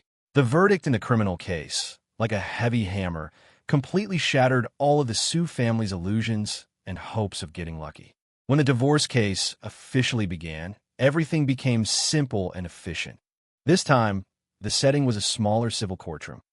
Su Zhao was still escorted from the detention center by the bailiffs. Devastated by the criminal verdict, she seemed to have had her soul ripped from her body. Her eyes were vacant, her face ashen, like a lifeless puppet at the mercy of the bailiffs. Lawyer Li Jing stood at the plaintiff's table, her presence commanding. She didn't even bother to state many facts, simply submitting a document to the judge. Your Honor, this is the criminal verdict issued by the City Intermediate People's Court against the defendant, Su Zhao. The verdict has taken effect and clearly finds that the defendant, Su Zhao, was sentenced to 1 year and 8 months in prison for the crime of false accusation and frame-up. According to our country's marriage law and relevant judicial interpretations, if one party in a marriage is sentenced to a fixed-term imprisonment for a criminal act and the other party files for divorce, it should be considered that the marital bond has indeed broken. Furthermore, the defendant's criminal act was directly targeted at her spouse, my client, Mr. Chunyu, causing extremely severe personal, reputational, and psychological damage to my client. Therefore, the defendant is the party at major fault in this marital relationship. As Li Jing's voice fell, Su Zhao's lawyer in the defendant's chair didn't even have the courage to rebut. The criminal verdict, in black and white, was the most irrefutable piece of evidence. The judge finished reading the verdict, nodded, and moved directly to the next stage, the division of property and damages. Regarding the division of property, Li Jing produced another document. There is ample evidence to prove that the 600,000 yuan down payment for this marital home, registered under the plaintiff's name, originated from a gift from the plaintiff's parents, and it was explicitly gifted to the plaintiff alone. The property is registered solely in the plaintiff's name, categorizing it as the plaintiff's premarital personal property, and it should not be divided as joint marital property. As for the decoration and home appliances, which were jointly funded by both parties, the total cost is approximately 200,000 yuan. Considering the defendant's significant fault and the immense damages her criminal actions have caused the plaintiff, we argue that this portion of the expenses should be borne entirely by the defendant as part of the punitive damages for her wrongful conduct.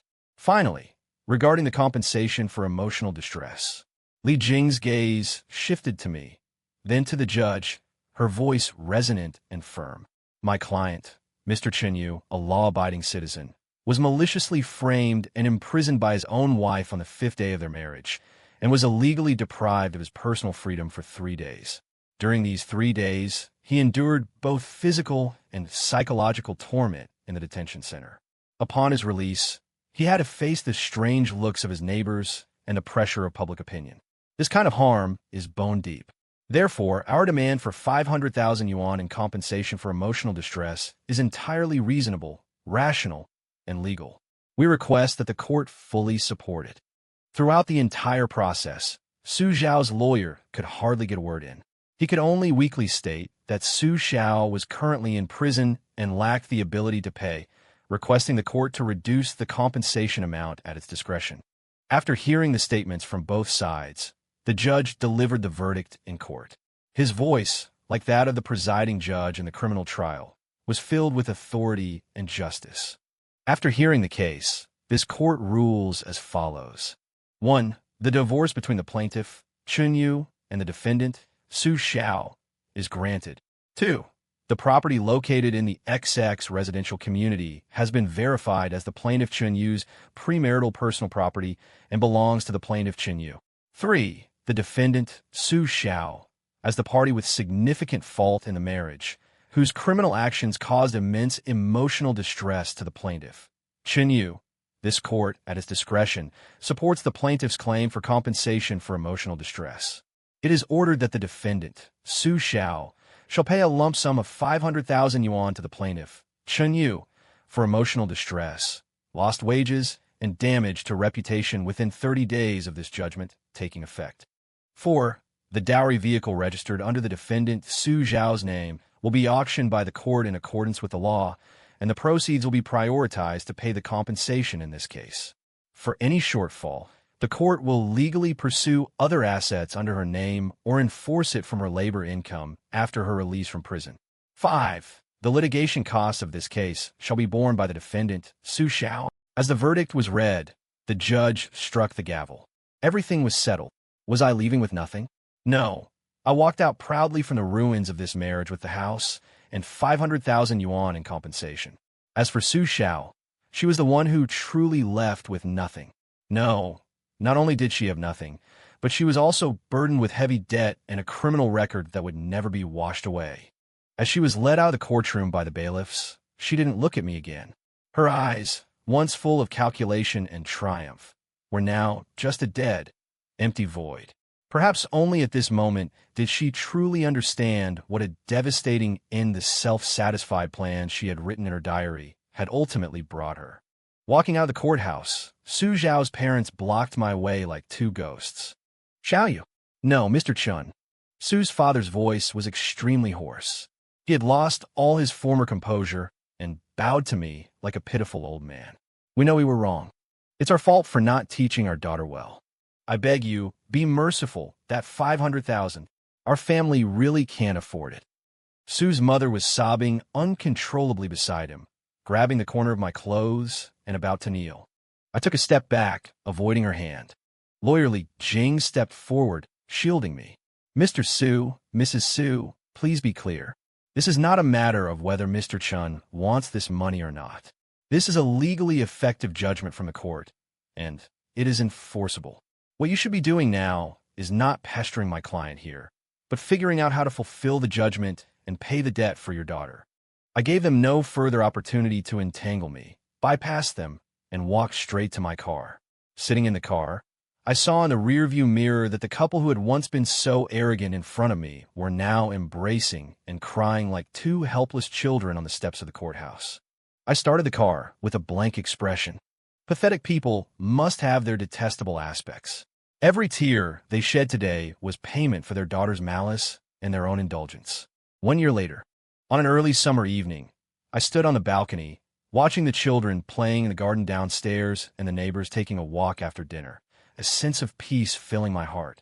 This past year, my life has undergone a dramatic transformation.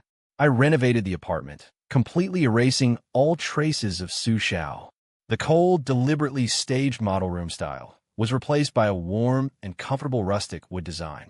A larger bookshelf was added to the study, and a soft fabric sofa now graced the living room.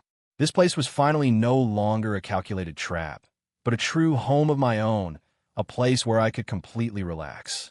At work, due to the previous events, my superiors showed me more sympathy and appreciation. They saw me as a man who could remain calm and rational in adversity, with a sense of responsibility and resilience. Last quarter, I was promoted to deputy department head, and my salary increased substantially. My reputation in this small city had spread far and wide in a peculiar way. I became a rights defender in the eyes of many, a man who dared to use the law to defend his dignity. Occasionally, at social gatherings, people would jokingly call me Lawyer Chun, saying my experiences were more dramatic than a television series.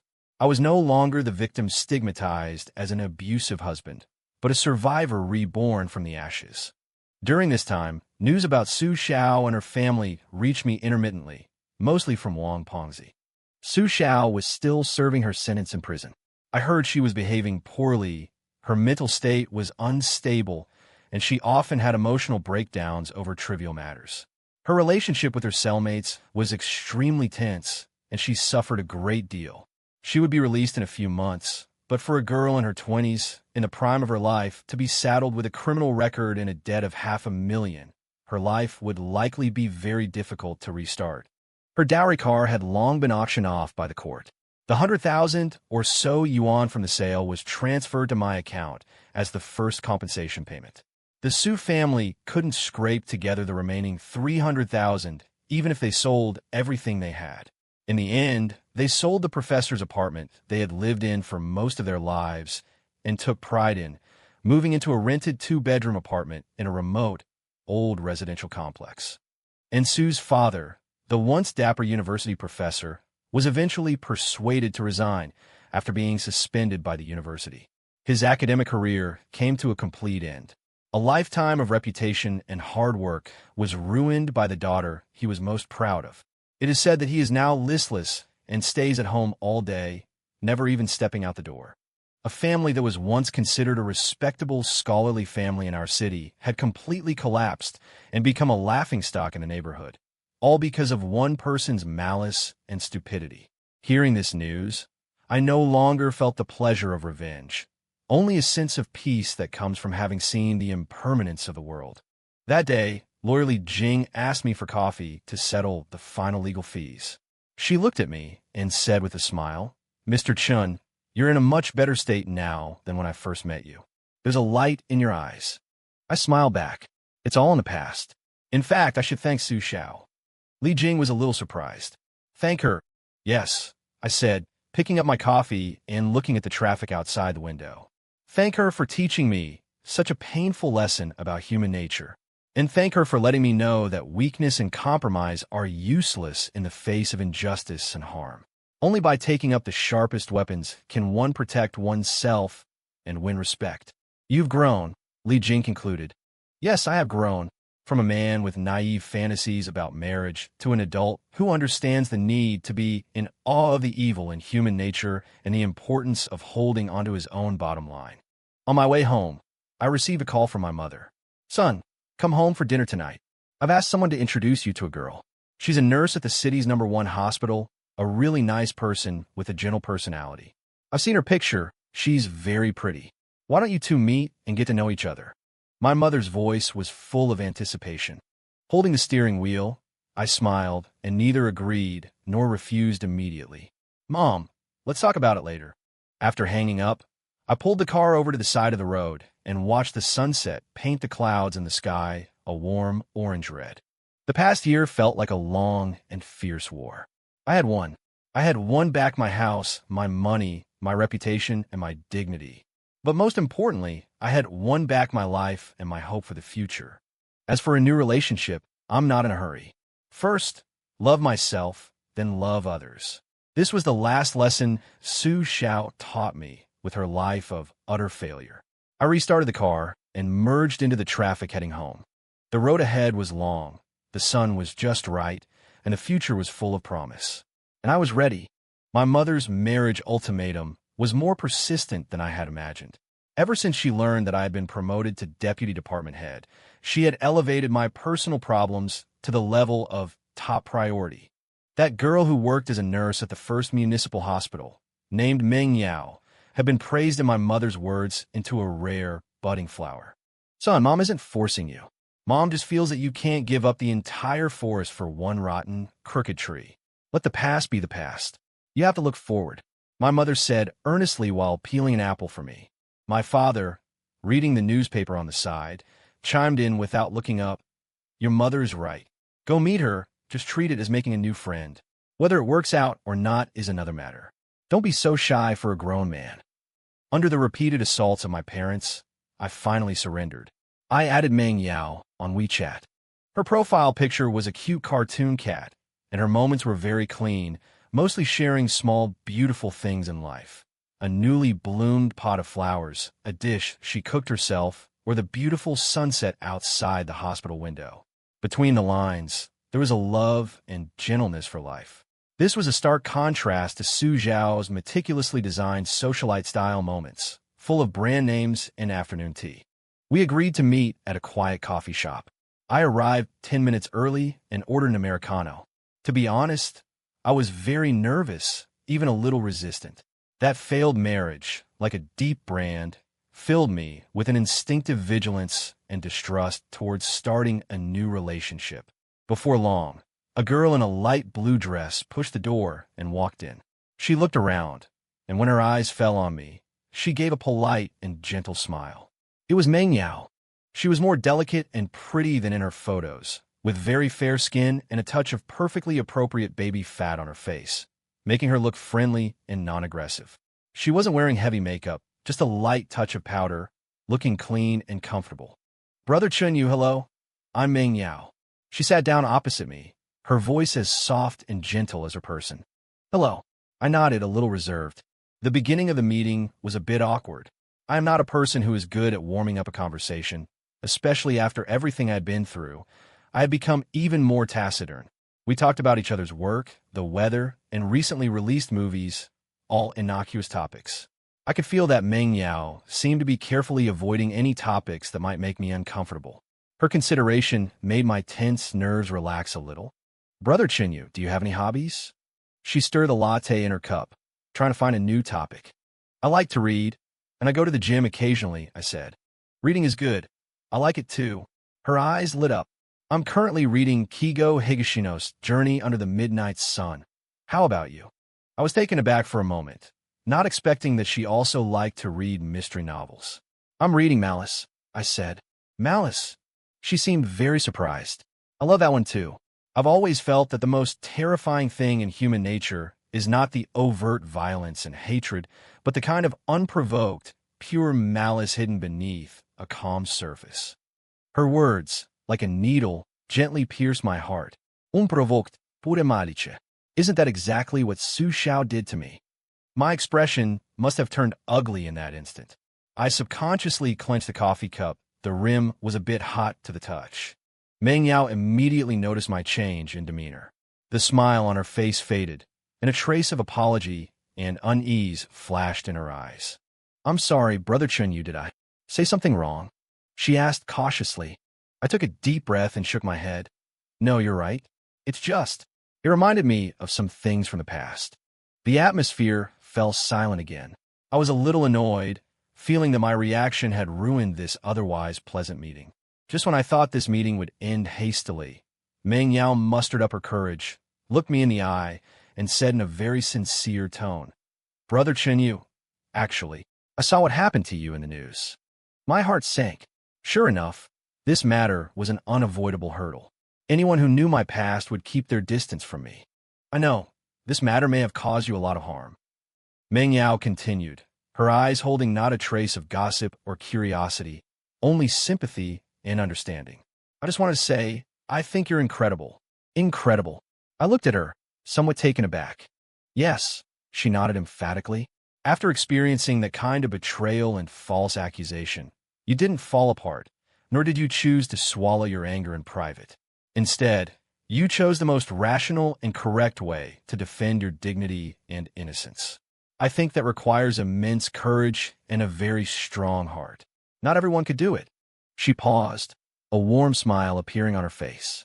So, you don't have to be so guarded about the past in front of me. It's not your stain. On the contrary, I think it's your medal of honor. At that moment, looking into her clear and sincere eyes, I felt as if the solid ice in my heart, frozen by Su Xiao, had cracked just a little. A long-lost warmth of being understood and acknowledged slowly flowed into my heart. I had always thought that experience was an ugly scar in my life, something I just wanted to hide, to keep anyone from seeing. But today, someone told me it wasn't a scar but a medal. That afternoon, the rest of our conversation became light and pleasant. We talked about everything from mystery novels to travel to our plans for the future. I discovered that our values and many of our interests aligned astonishingly well.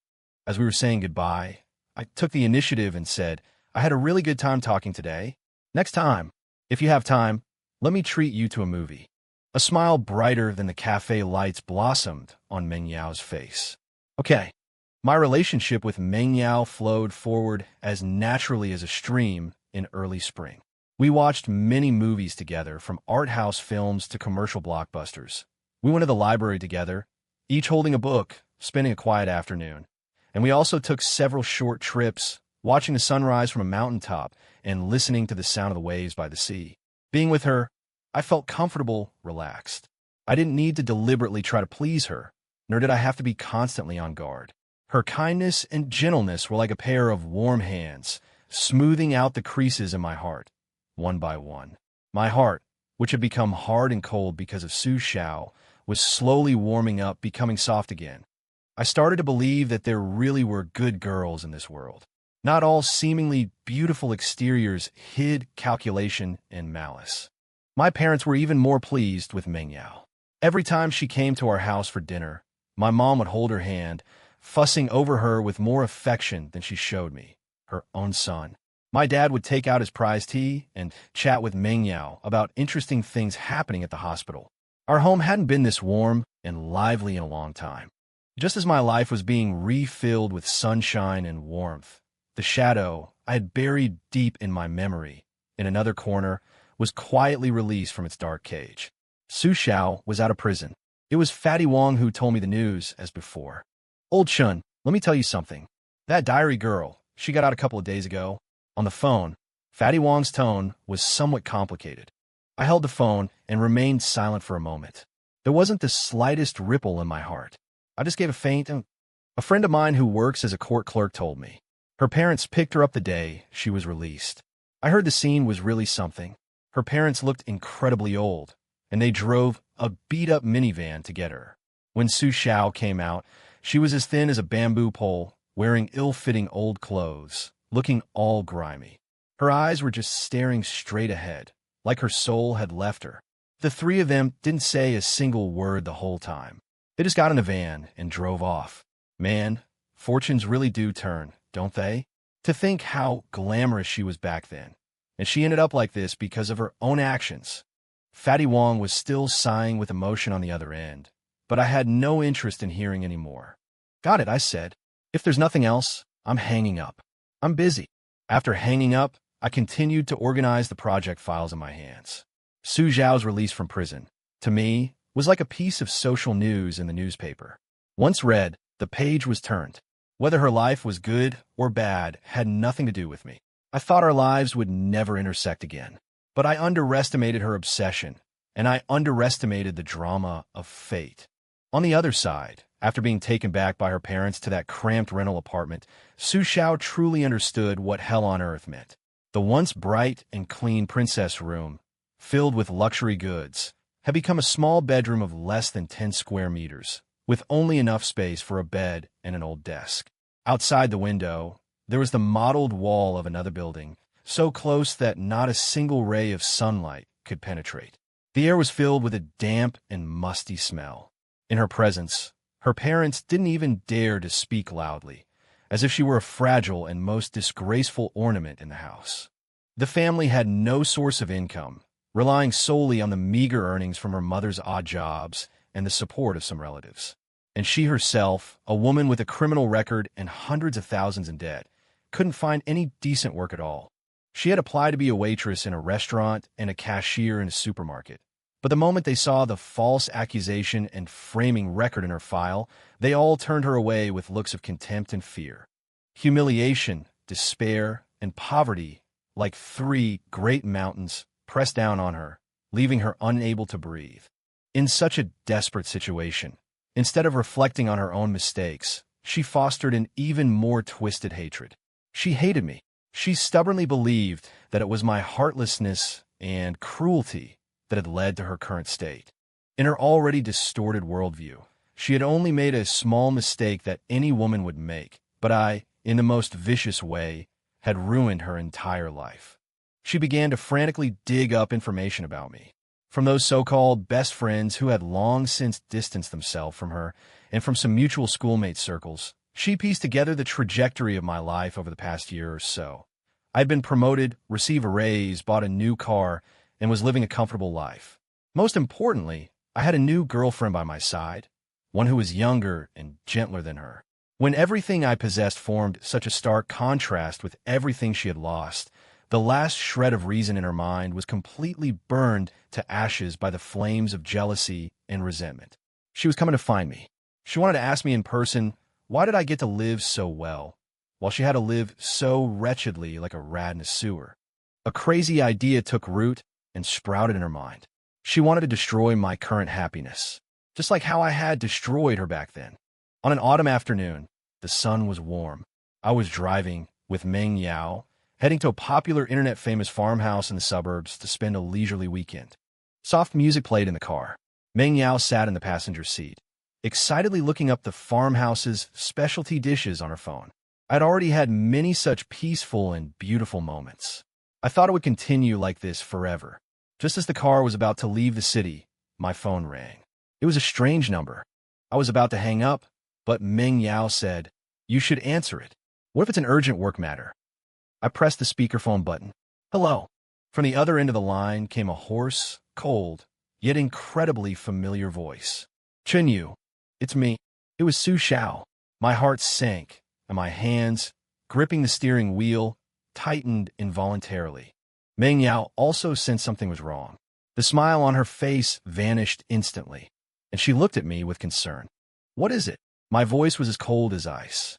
"I'm downstairs from your apartment." Su Xiao's voice carried an unquestionable paranoia. "Come down. I have something to say to you. If you don't come down, I'll wait right here until you get back." "I have nothing to say to you." I refused directly. "Is that so?" Su Xiao suddenly laughed, a sharp and eerie sound. "What about that new girlfriend of yours, Meng Yao? Don't you want to talk about her? What do you think her reaction would be if I told her the details of how you used to call my name in bed?" "You're shameless," I roared, slamming on the brakes. The car screeched to a halt on the side of the road. I had never thought a person could be so shameless and vicious. Meng Yao's face turned pale from the sudden incident, but she didn't panic. Instead, she reached out and gently placed her hand over mine, signaling me with her eyes to calm down. On the other end of the line, Su Xiao continued her malicious performance. "Don't be angry, Chen Yu. I just want to have a good talk with you. After all, we were husband and wife once. Come down, let's clear things up face to face. Otherwise, I can't guarantee what I might do. For example, I could go to the hospital where Miss Meng Yao works and have a good chat with her colleagues and patients, publicize your glorious deeds." This was a blatant threat. This was what she called a talk. She wanted to entangle me again like a venomous snake, to destroy the new life I had painstakingly built with the filthiest means. I closed my eyes, took a deep breath, and forced myself to calm down. Anger wouldn't solve the problem. I knew that better than anyone. "Where are you?" I asked. "At the coffee shop, right outside your apartment complex." "You wait." I hung up the phone and turned to Meng Yao, my eyes full of apology. "I'm sorry, Yao." Meng Yao shook her head, her hand still holding mine, firm and warm. "I'll go with you," she said. "No," I immediately objected. "She's a lunatic right now. I can't let you take that risk." "Chen Yu," Meng Yao looked in my eyes, her gaze incredibly clear. "We're boyfriend and girlfriend. Your business is my business. I won't let you face this alone. Besides, do you think she won't come looking for me in the future if I back down today? Hiding won't solve the problem. Let's go together, make things clear, and get rid of this trouble for good."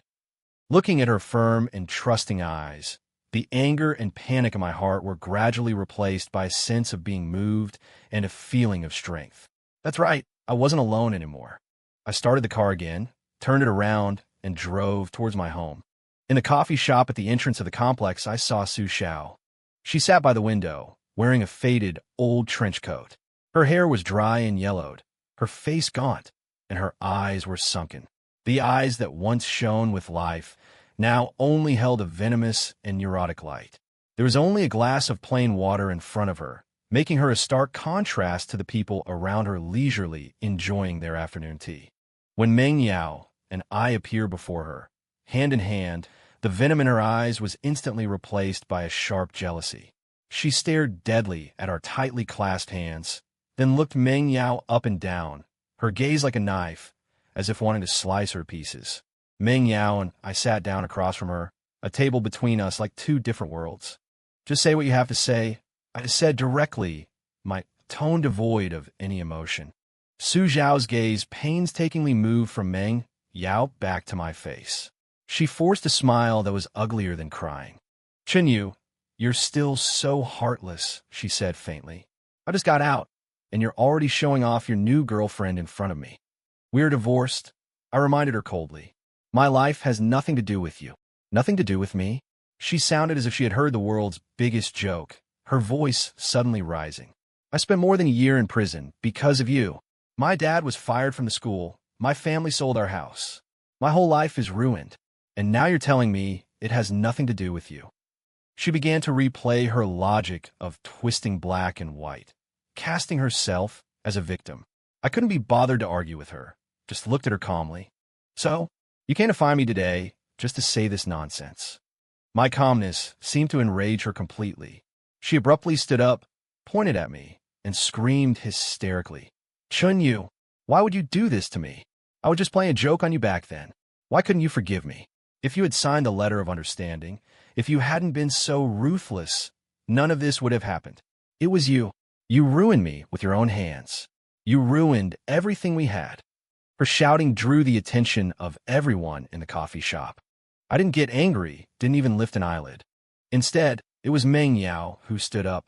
Her clear gaze fell directly on the crazed-looking Su Xiao, and she said, word by word, clearly, Ms. Su Xiao, you are mistaken. The one who ruined your life was not someone else, but yourself. It was the diary you wrote yourself that planned that despicable setup. It was your own malice that made everyone turn their backs on you.